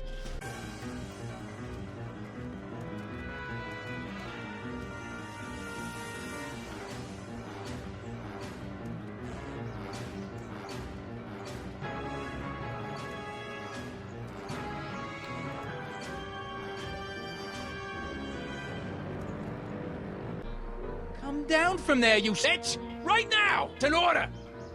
I don't think they're in a Don't talkative make mood me angry, right now. smuck up! Down here and face I don't the think music! they're in a talkative mood right now. You can't get away that easy! No. Einstein! Help! Lay off! Get away from me, you crazy mutt. Go away, dog. We're busy here. Go on, scram. Hey! Where'd he go? You let him get away, idiot!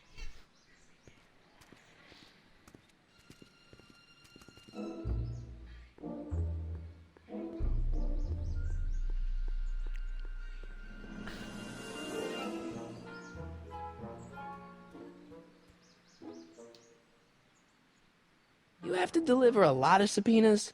Father's always sending me out to do these dirty jobs. He wants to expose me to different kinds of people.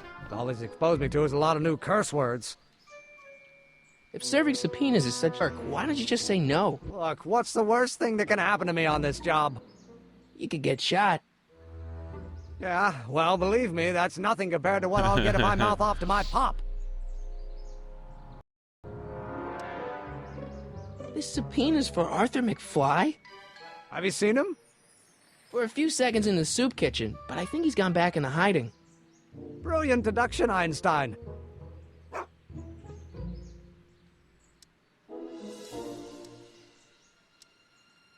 How about Kid Tannen? What do we know about him? He's loud, he's obnoxious, he's not very bright, and he doesn't like anybody getting in his way. Yep, that's a Tannen, all right. Some of us down at the patent office are wondering, what made you think of a rocket-powered drill? Ah, that'd be Journey to the Center of the Earth by Jules Verne. It was a revelation. Yeah, that's kind of what we figured. We'll get that subpoena delivered, or my name isn't... Sonny Crockett! Yeah. Yeah.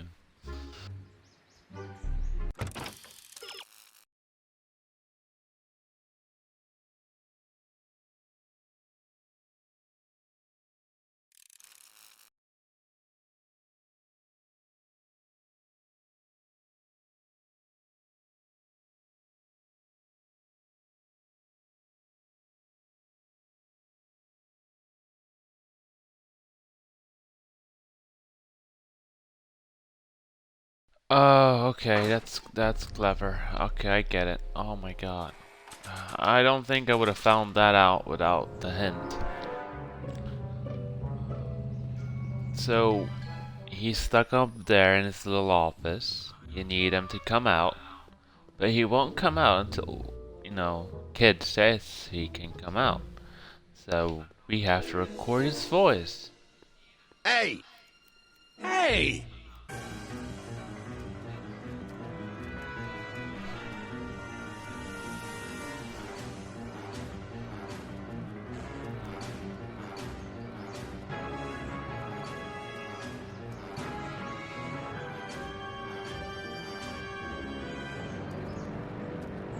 Making it worse for yourself. The longer you stay up there. What do you think you're doing up there, you scrawny little runt? Get here right now! Come down from there, you son of a bitch! I don't want to record them right now. Don't make... Hey, Einie! Look out, boss. It's that crazy mutt again.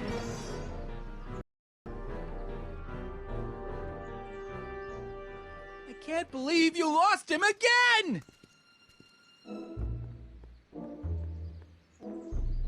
I can't believe you can't see that I'm walking right here.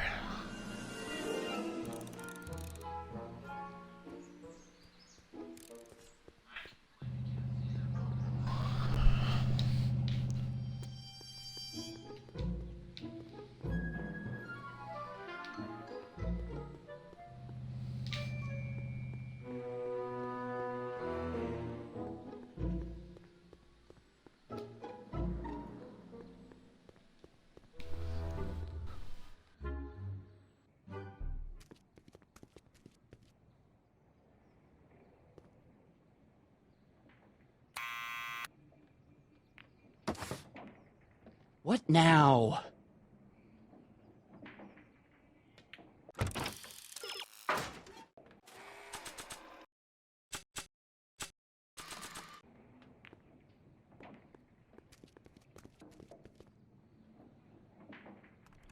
What do you think you're doing up there, you scrawny little runt? Get down here right now! It's Kid. Right away, boss! Where's Kid? I don't want to record them right now. Hey! Arthur. Maybe I should have led with the subpoena. Are you kidding me? I swear to God. What now?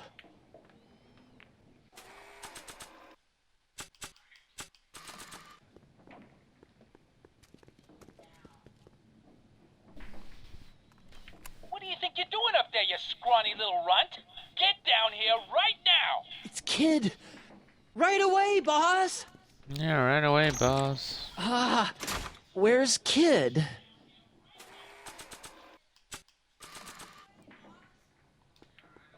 Arthur McFly?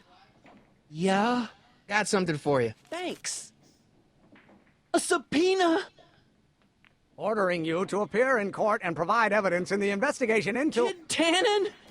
Take it back! You can't get rid of it, Mr. McFly. Once you've been served, it's your duty to report to the court at the earliest possible time. Failure to do so could lead to a warrant for your arrest. Arrest! But Kid'll kill me. Stupid Artie. Holy cats, what am I gonna do? I suggest you avail yourself to the protection of the court. Oh gosh.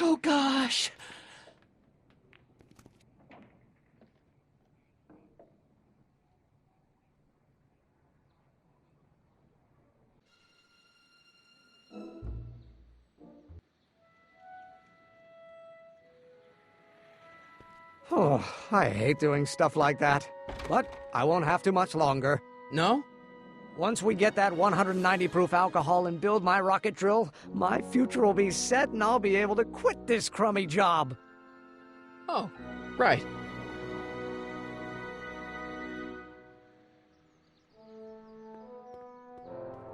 I don't need to go in there anymore.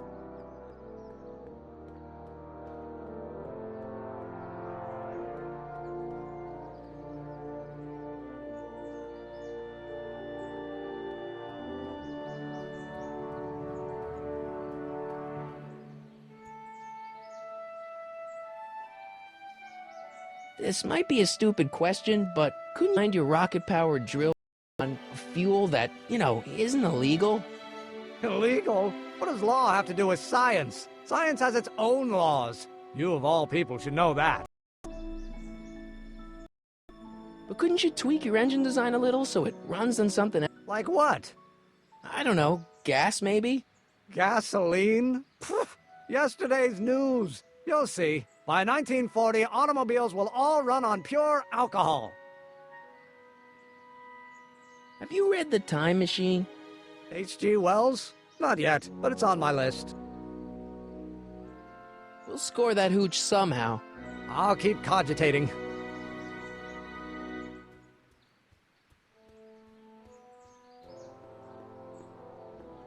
Hey, Miss Strickland.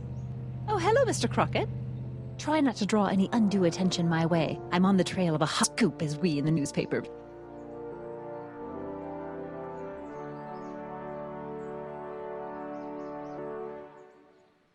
I know a place where the Stay Sober Society can meet.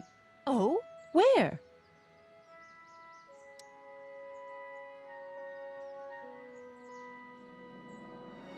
I know an apartment that's empty, but you'd have to break in. The Stay Sober Society does not countenance breaking and entering. You asked me to tell you if one of the local charities is running low on soup. Does somebody need a visit from my soup cycle?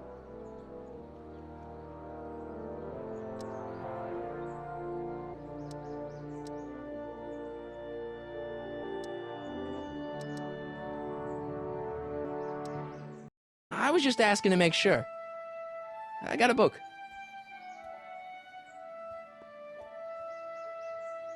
Looks pretty sturdy for a girl's bike.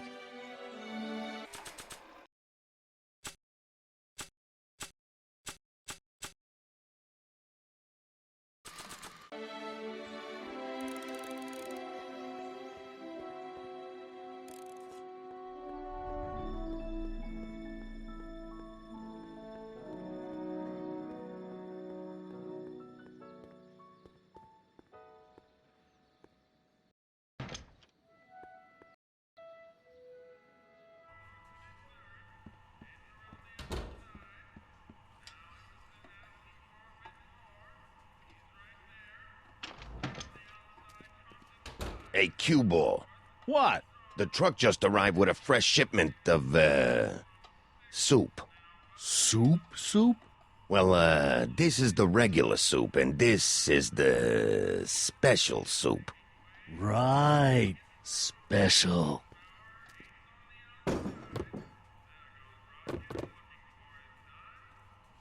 Hey, what are you doing? I'm spicing up the soup. It's my secret recipe. Listen, this ain't the Savoy, and we ain't here to feed these bozos no fancy soup. The boss has got a business to rebuild, so knock off the goofing and mind your post. All right. Just try the soup. Well? I can see why you want to keep this a secret.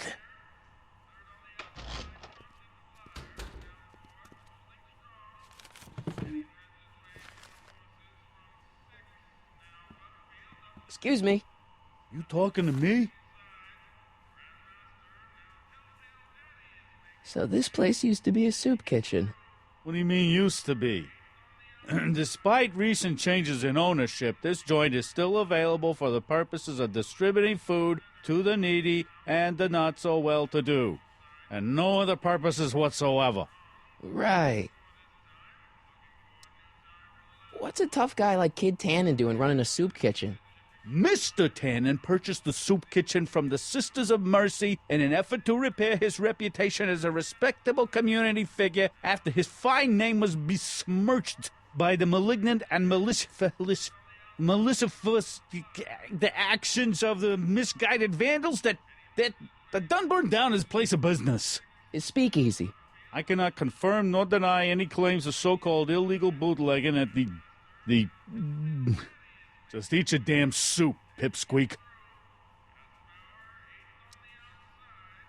Why's the soup in a barrel? 'Cause it's hard to ladle off the floor. Could I have a bowl of soup? We're a soup kitchen. What do you think?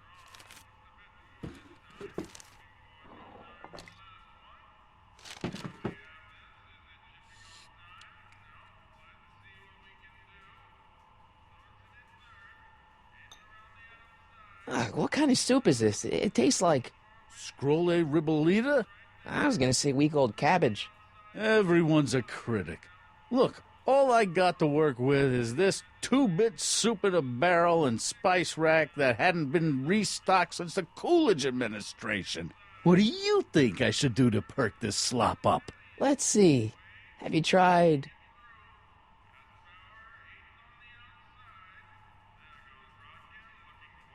salt? Salt? What do you think, it's too bland? Too mild? I didn't put too much pepper in it, did I? I just think it could use a little more salt. No accounting for taste these days.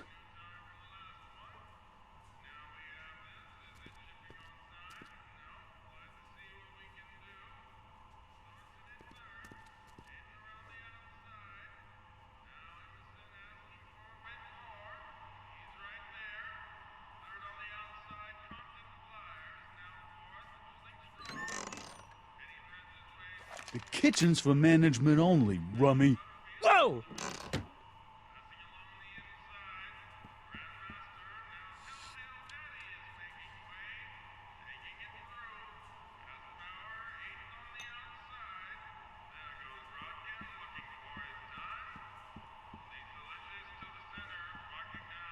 Huddle up, Emmett. Huddle? Just listen up for a second. Emmett, I can't get into the door over there. Those tables are jamming it shut. The door? So your plan is to just waltz in there and take a barrel of alcohol? No, of course not. That would be stupid, right? I'll say. Still, I'd like to get that door open. I can't do anything from out here. Well, it's a simple matter of physics. A lever, some sort of stop. Let me see what I can come up with.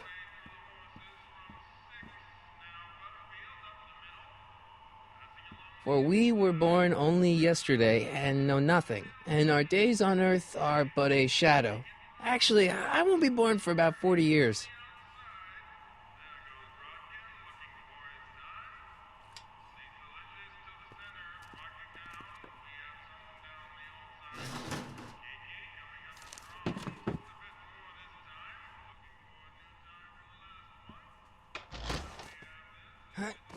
There's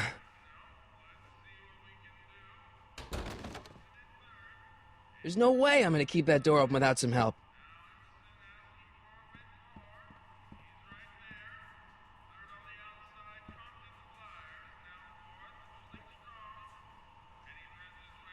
I better not talk to him. I don't want to mess up his timeline.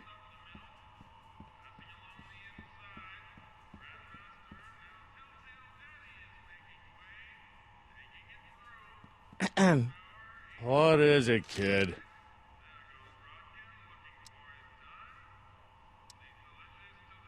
Okay, I've got some more ideas about your soup. Do tell. Let's see. Have you tried giving the soup a little heat, maybe? Why, is it getting cold? No, I mean like chili powder. Muy caliente. Oh, bit of a tough guy, huh? Actually, I like it spicy too, but it's gotta be edible for the common folks. Come on, a little dash isn't gonna kill anyone. Ah, heck. You got moxie, kid. Let's spice it up a bit, shall we?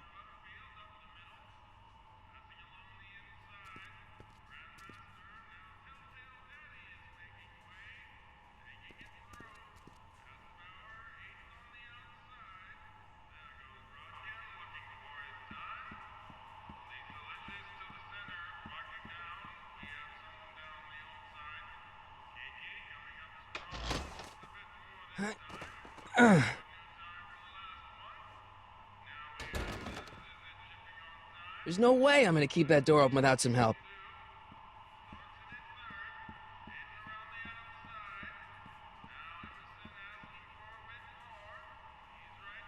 Eureka!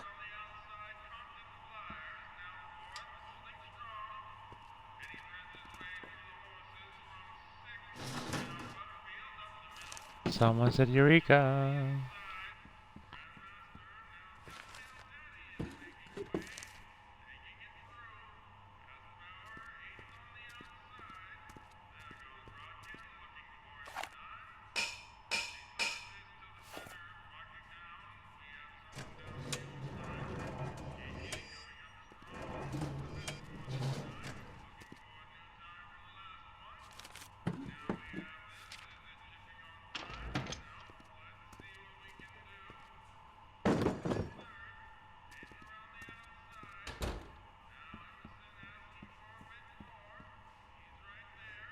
Emmett, Yes?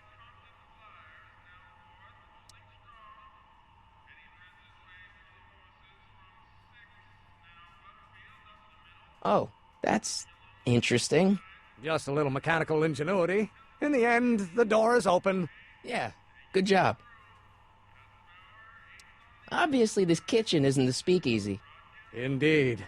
This must be some sort of front meant to cleverly and legally obfuscate the existence of a hidden establishment of ill repute. Perhaps in the basement.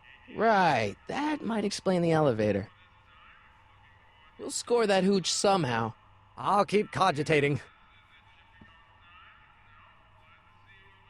I hope Doc Jr.'s thingamabob holds out.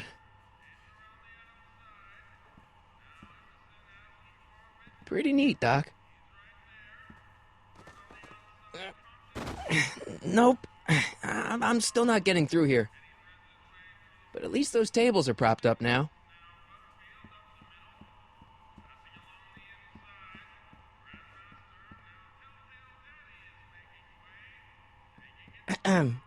What is it, kid? I still think the soup needs more flavor.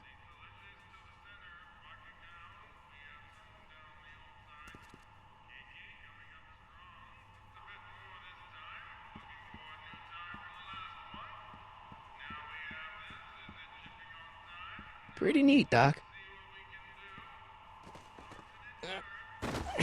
Nope. I'm still not getting through here. But at least those tables are propped up now.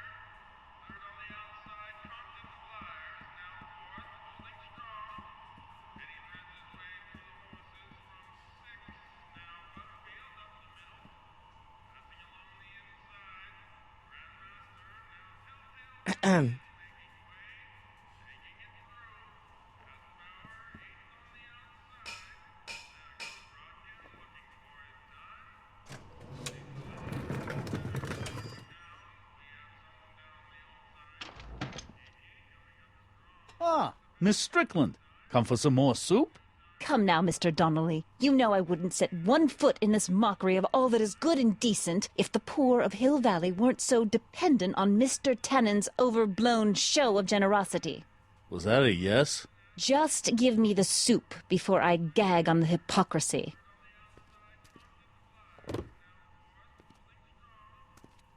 I'll tell the boss you said hello. I'll just bet you will. Edna picked up the barrel of hooch. Now all we have to do is to get it from her somehow.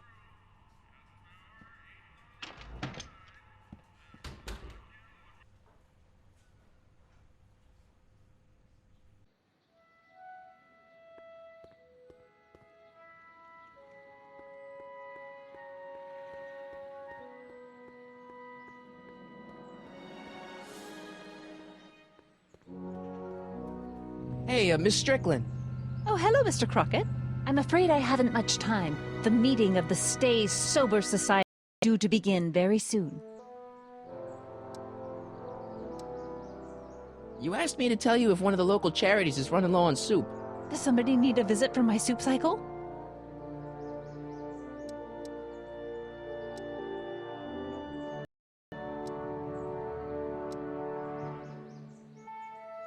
The orphanage.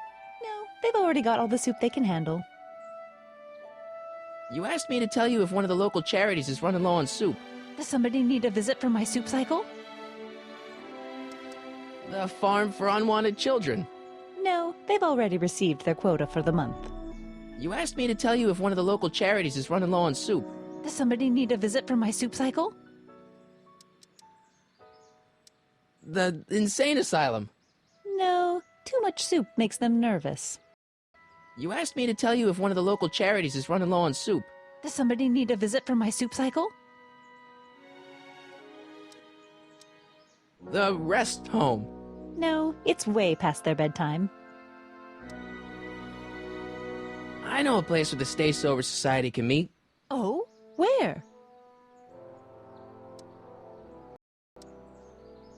Brown residence. You mean Judge Brown's place? I happen to be good friends with his son Emmett, and he's told me the judge would love to lend his place out for, good causes like yours. Really? Why, that's the most generous, public-spirited offer I've received in a month of Sundays. Please tell your friend Emmett we accept. The offer couldn't have come at a better moment. It's almost time for the meeting to begin. I got a book.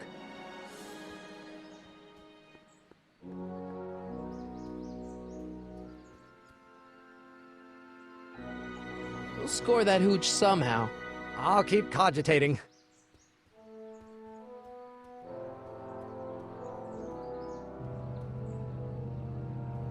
Looks pretty sturdy. For a girl's bike. Hey, Miss Strickland. Oh, hello, Mr. Crockett. I'm afraid I haven't much time. The meeting of the Stay Sober Society is due to begin very soon.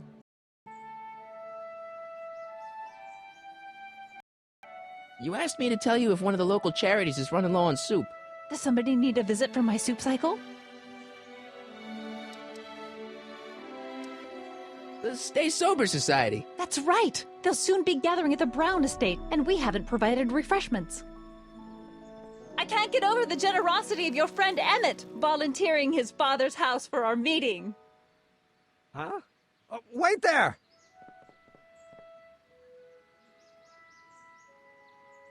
Sonny!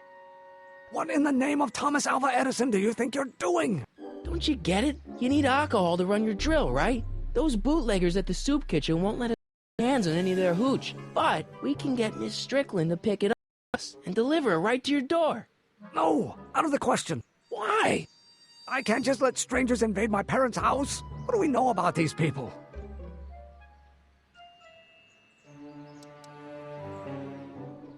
They're really polite. We don't know that.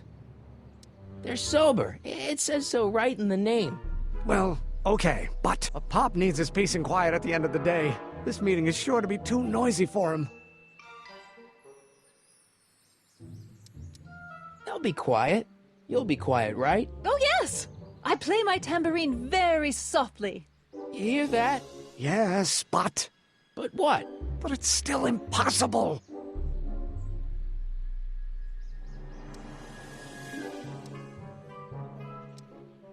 But think of the Stay Sober Society. What'll happen to them? They can all fall off the wagon for all I care. But I promised Miss Strickland. It means so much to her. The answer is still no.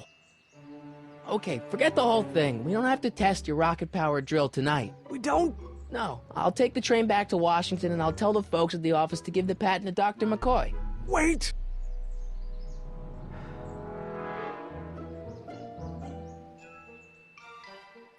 You will instruct the members of the society to wipe their feet before they come inside.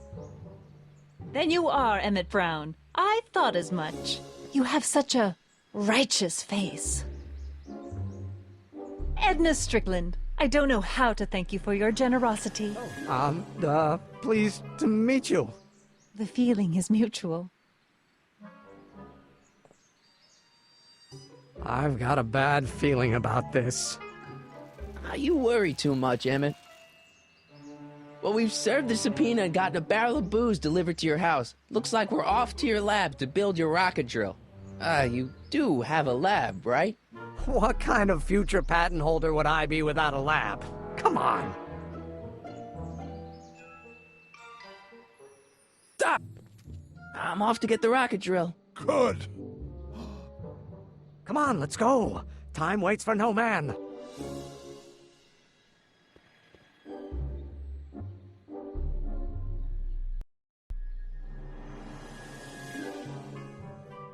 Are you sure this is gonna work, Emmett?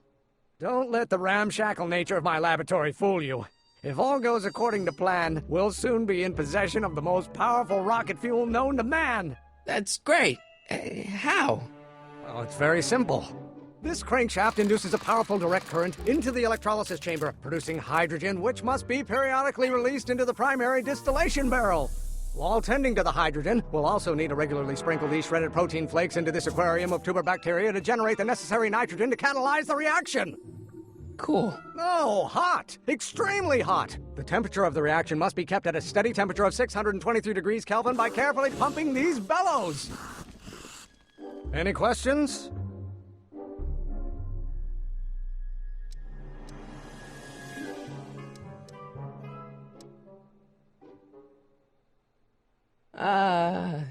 Emmett? Why is there a brace of drunkards gathering on our lawn? Sweet fancy Moses, it's my father! So? So, he doesn't know I'm engaging in acts of scientific exploration in here. He thinks this is where I go to pour through my law books. Oh. You tend to the reaction. I'll try to get rid of him. Tend to the what? Can't we just start over after he's gone? It's too late. The reaction's already started. Don't worry. I'll try to help you out where I can. But... Emmett? Coming, Father! Father! Don't you father me, child. Don't you have a release valve on your mouth somewhere?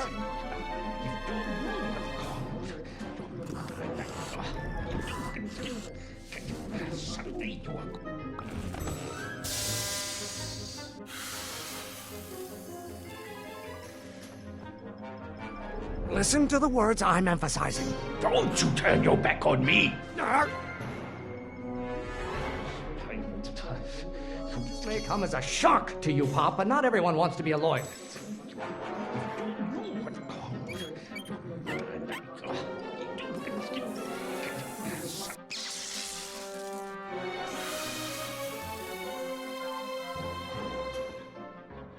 What did you do? Emmett, who are you talking to in there? No one, Father. Maybe I should just get struck by lightning. Would that make you happy? I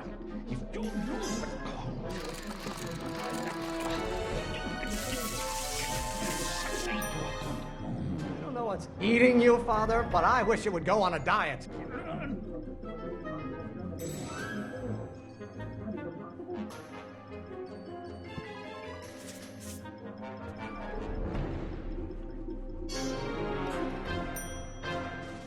Won't you release me from your unattainable expectations?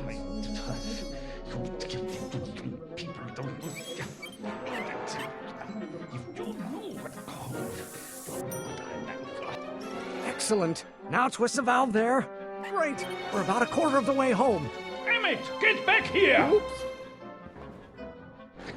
You're going to find out. This isn't food for thought, Pop. It's gruel. Someday you have children and you will look with all. I don't just No idea what kind of pressure I'm under. You don't get to control my life just because you fed and clothed me for 17 years. You're going to find out when you get older. Is it my fault if I don't get a spark out of laws and statutes? And you will look with all. What do you call a room full of lawyers trapped in a burning...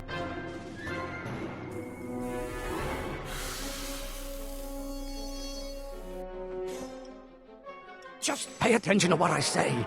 Emmett, I'm not through with you yet. Jesus. You're going to find out. I'm not just another one of your staffers who spins around you like a top. Someday you have children and you will look with all. Pressuring me to be something I'm not.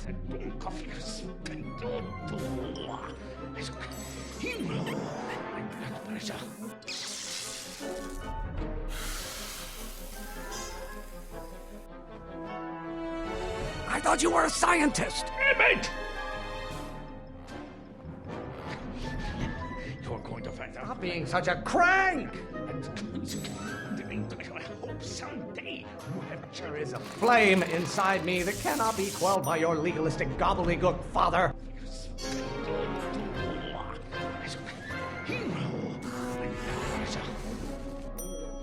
If it weren't for scientists, men like you would still be divining the future with sheep's bladders and goat gizzards. You're going to find out when you get older. And Galileo's rotations. Do you ever listen to yourself? Can't you see this is eating me up inside?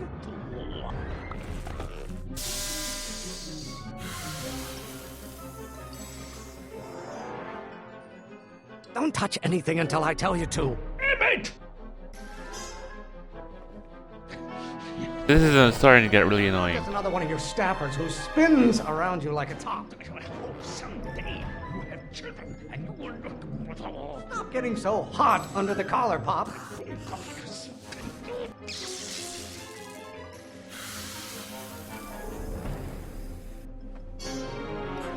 Listen to the words I'm emphasizing. Emmett! I am. You're not making it. What the fuck? You're going to find out. Why don't you go feed the ducks, Father? I hope someday you have children and you will look with all. I don't just Oh, maybe your burning passion, Father, but it is not mine. Is it my fault if I don't get a spark out of laws and statutes? You're going to find out when you get older. Don't you have a release valve on your mouth somewhere? Maybe I should just get struck by lightning. Would that make you happy? My blood pressure. Ah, halfway there. Emmett! Keep up the good work. The hotter you get, the more I know I'm right. Your ancestors are spinning in their graves right now. Someday you can Stop being such a crank. Your mother and I are shocked at your behavior, young man. Law? What use is a microorganism for law? You keep bellowing like that. If it weren't for scientists, men like you would still be divining the future with sheep's bladders and goat gizzards. Don't burn your bridges so cavalierly, my son. Lawyers are nothing but a bunch of hot air. There, I said it. What are they feeding you in that school of yours? You look like a skeleton. This may come as a shock to you, Pop, but not everyone wants to be a lawyer. Pressure? You're a child. You don't know anything about pressure. Someday. Almost there. Emmett! Coming, Father! know who invented fire, Pop? I don't know either, but you can be damn sure it wasn't a lawyer. I have no idea what kind of pressure I'm under. If you don't like my performance at the courthouse, then fire me. Why won't you release me from your unattainable expectations? By Galileo's rotations, do you ever listen to yourself? Lawyers are nothing but overblown. What does he mean with rotations? What did you do? Emmett! Oh, maybe your burning passion, Father, but it is not mine. I'm not just another one of your staffers who spins around you like a top. You really want to vent our dirty laundry in public like this? What is the thing that I need to spin or whatever? Just pay attention to what I say. Emmett! The hotter you get, the more I know I'm right. By Galileo's rotations, do you ever listen to yourself? Stop getting so hot under the collar, Pop. Stop being such a crank. I don't get it. Oh, what's the rotation thing you say? I thought you What were a is it? scientist. Emmett! Am I not getting it? Name one great thing ever generated by a lawyer. Lawyers are nothing but a bunch of hot air. There, I said it. Pressuring me to be something I'm not. Why must you always scatter condescension my way? Maybe I should just get struck by lightning. Would that make you happy?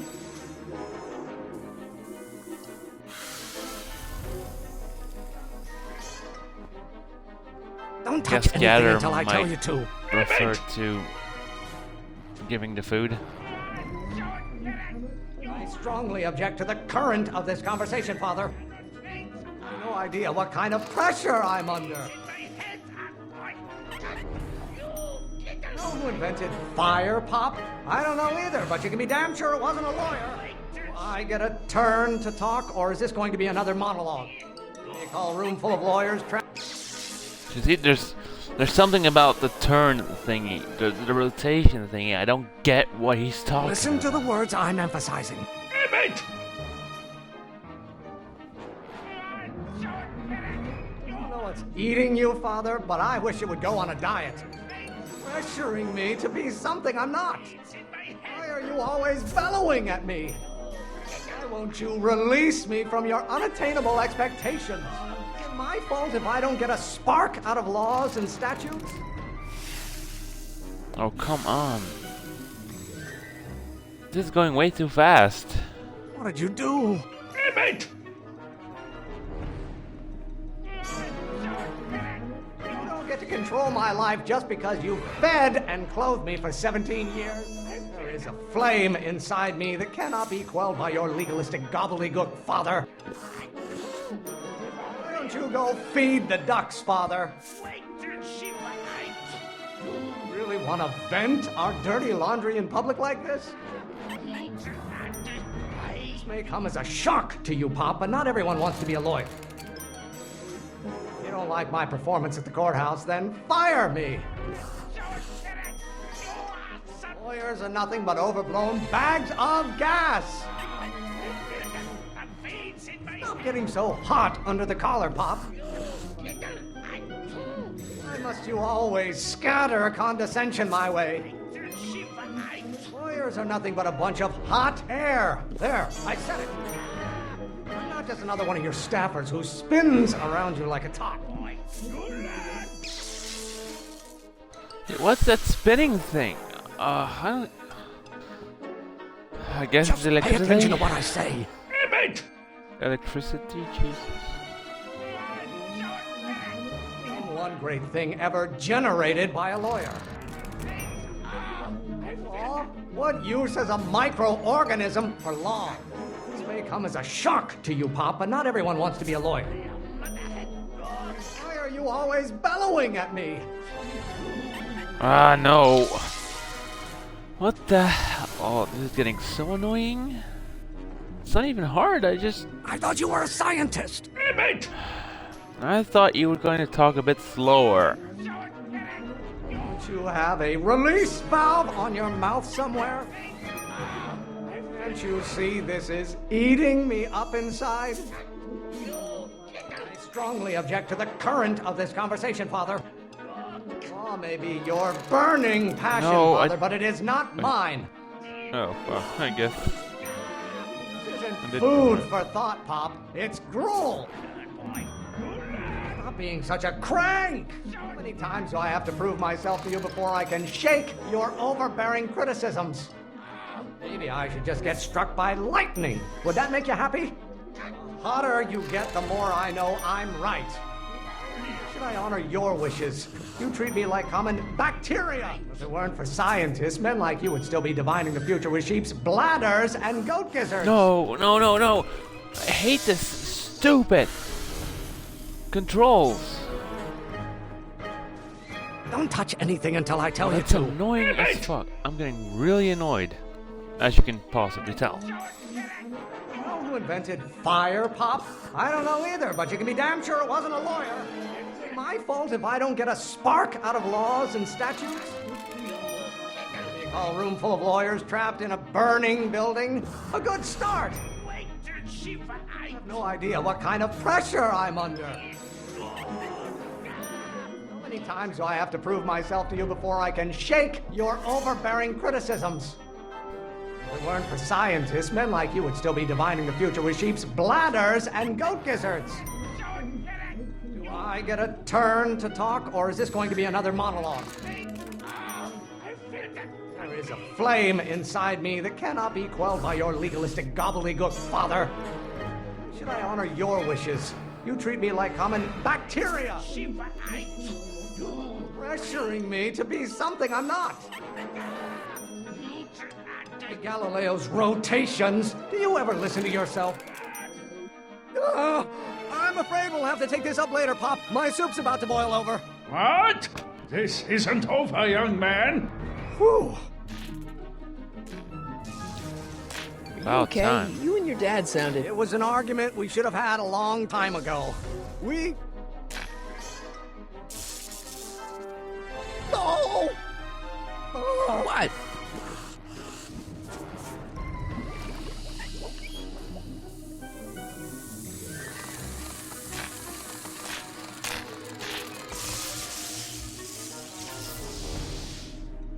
Eureka! Now all we gotta do is fuel up the old rocket power drill, and you and I can take it and go. But don't you want to test it first? No time. The last train for DC leaves in just a few minutes. All right. You've got to get this baby to the U.S. Patent Office. Exactly. So tell me, Sonny, when can I expect to hear back from the Patent Office?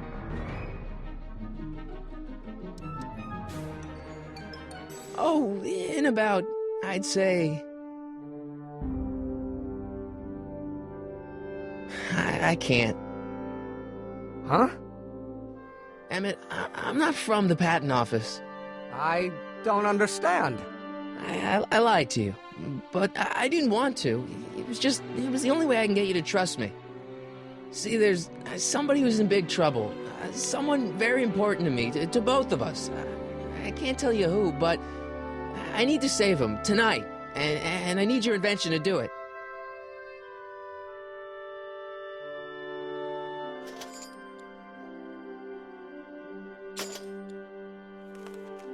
I'll get it back to you, I promise. And, Emmett, you're gonna be a great inventor.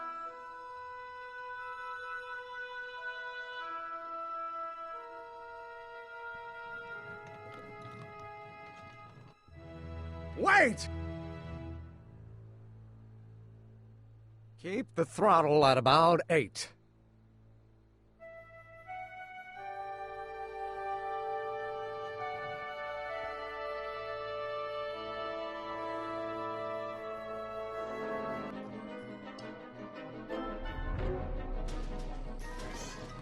Okay, Doc, I got the drill. Now let's get you out of here. Come on, start.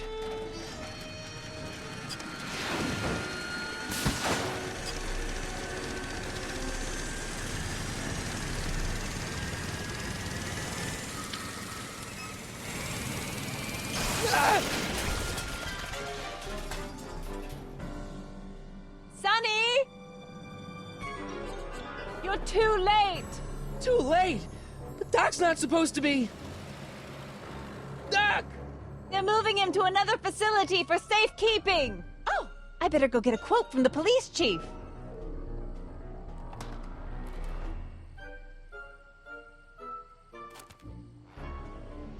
Paddy wagon intercepted, suspect slain, and they're still after him. But how am I gonna rescue him now? There's no way Ed and his bike is gonna be fast enough to catch up at that paddy wagon. Or is there? At least the rocket part came out of this in one piece.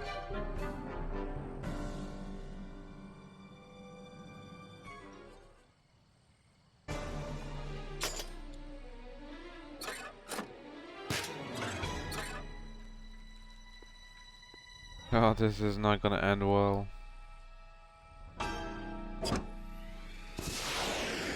Alright, I'm coming, Doc.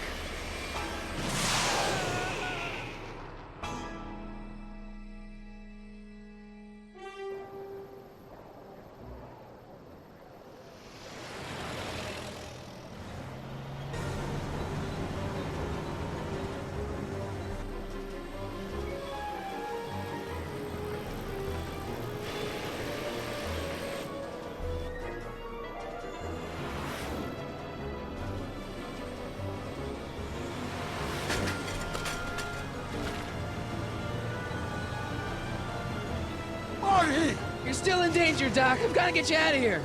What's that? I said you're still in danger. Never mind, never mind. Get me out of here, and we'll talk later.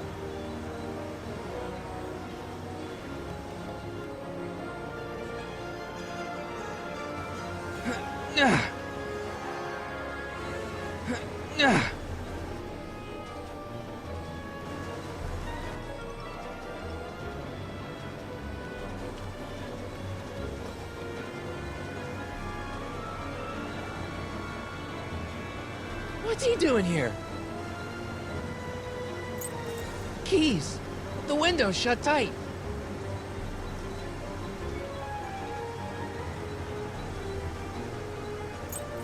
Keys.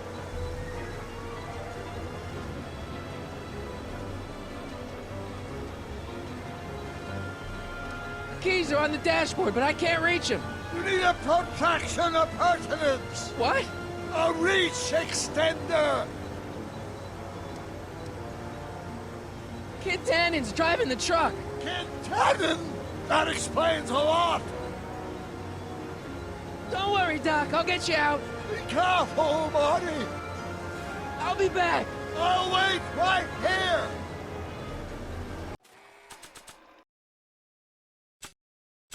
Oh, now that's just not fair.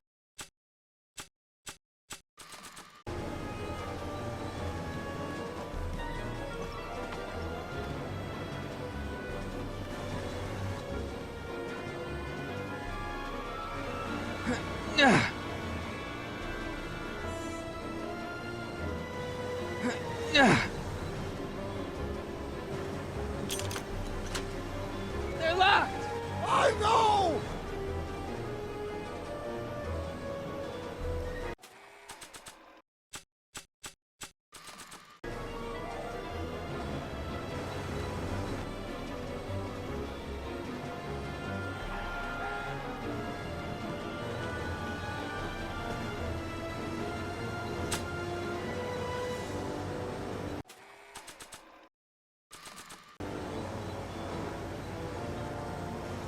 No good. The window's shut.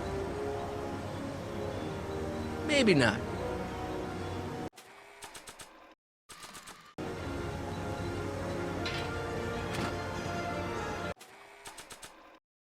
It's a tire iron.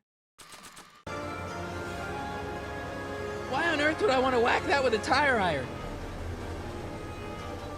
Why on earth would I want to whack that with a tire iron?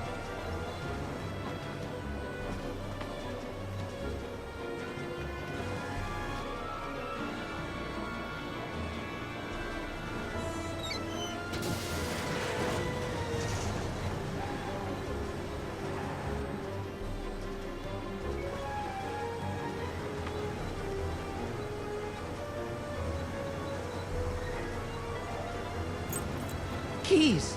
How do I get them? It's a hubcap.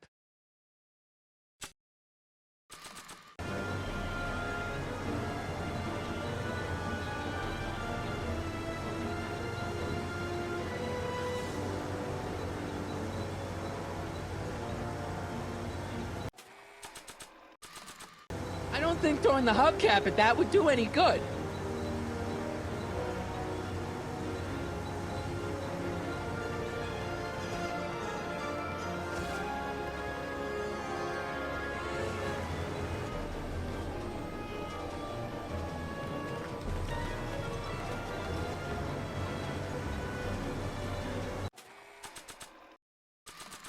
I don't think throwing the hubcap at that would do any good.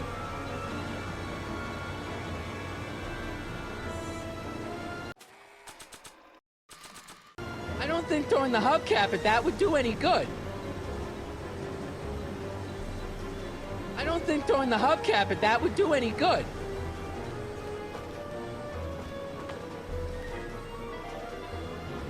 I don't think throwing the hubcap at that would do any good.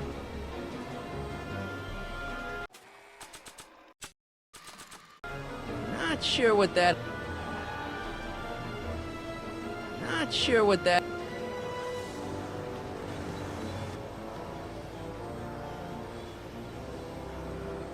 Not sure what that...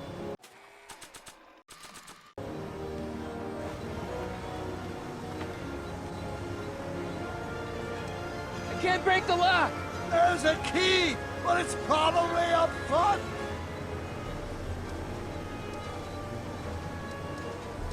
I need a distraction. Leave it to me. Hey, driver! You're driving too fast. Watch how you take those curves. What are you trying to do? Kill me? I object to your tone of voice, and I find this seat distinctly uncomfortable. Do you have a pillow I can sit on? Hey, I'm talking to you, driver. Don't ignore me. You! Phew. Thanks, Doc. I guess that's why they call you the Streak. How did you know that? I have my sources.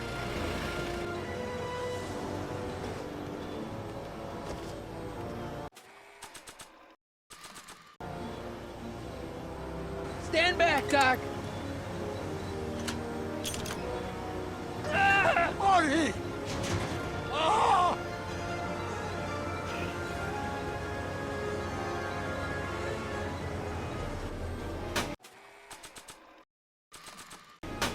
I don't think throwing the hubcap at that would do any good. Eat lead, Sagan! Ow! Son of a bitch!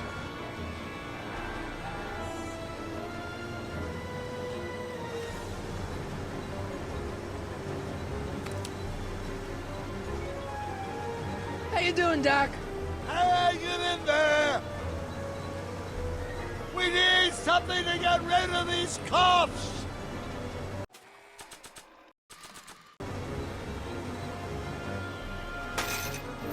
Oh! This is a rescue? That's the idea. Doc! What? Got any ideas? Doesn't, but none of them are applicable to this situation. Why couldn't your younger self have built us a hoverboard? They won't be invented for another 84 years. So what do we do now? I was hoping you knew.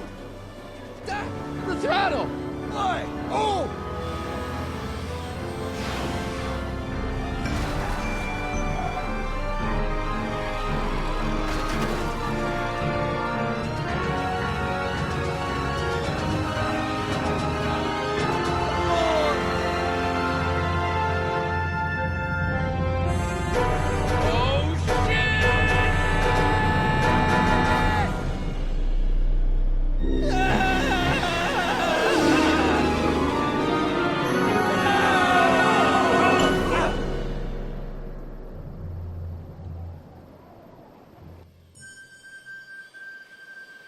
Doc!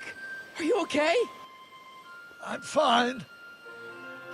But I wonder what sorts of bizarre repercussions my younger self's invention of a flying bicycle will have on the timeline.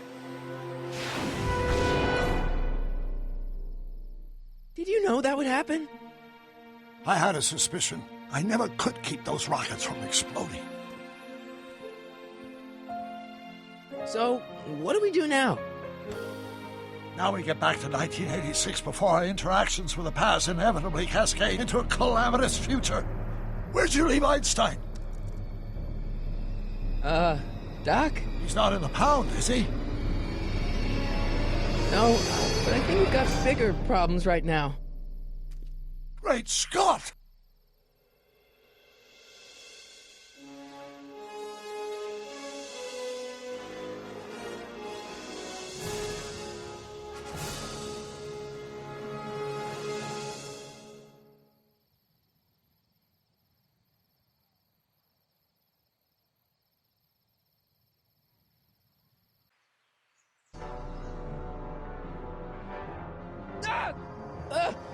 What's happening? I don't know.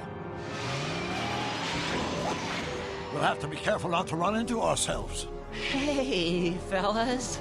All right, McFly. Let's go see the boss. History says Tanner will be arrested by a rookie cop by the name of Danny Parker.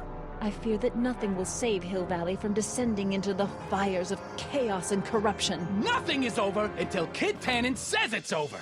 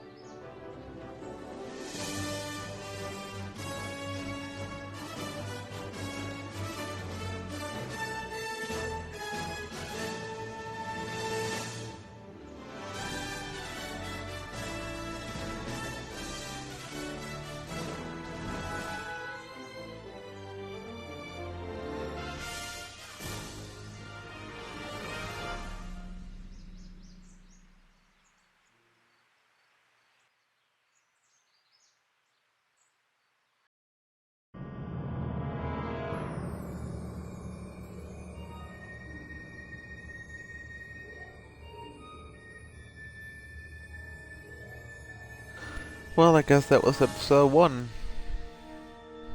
Alright. Hey Cortana, stop broadcast.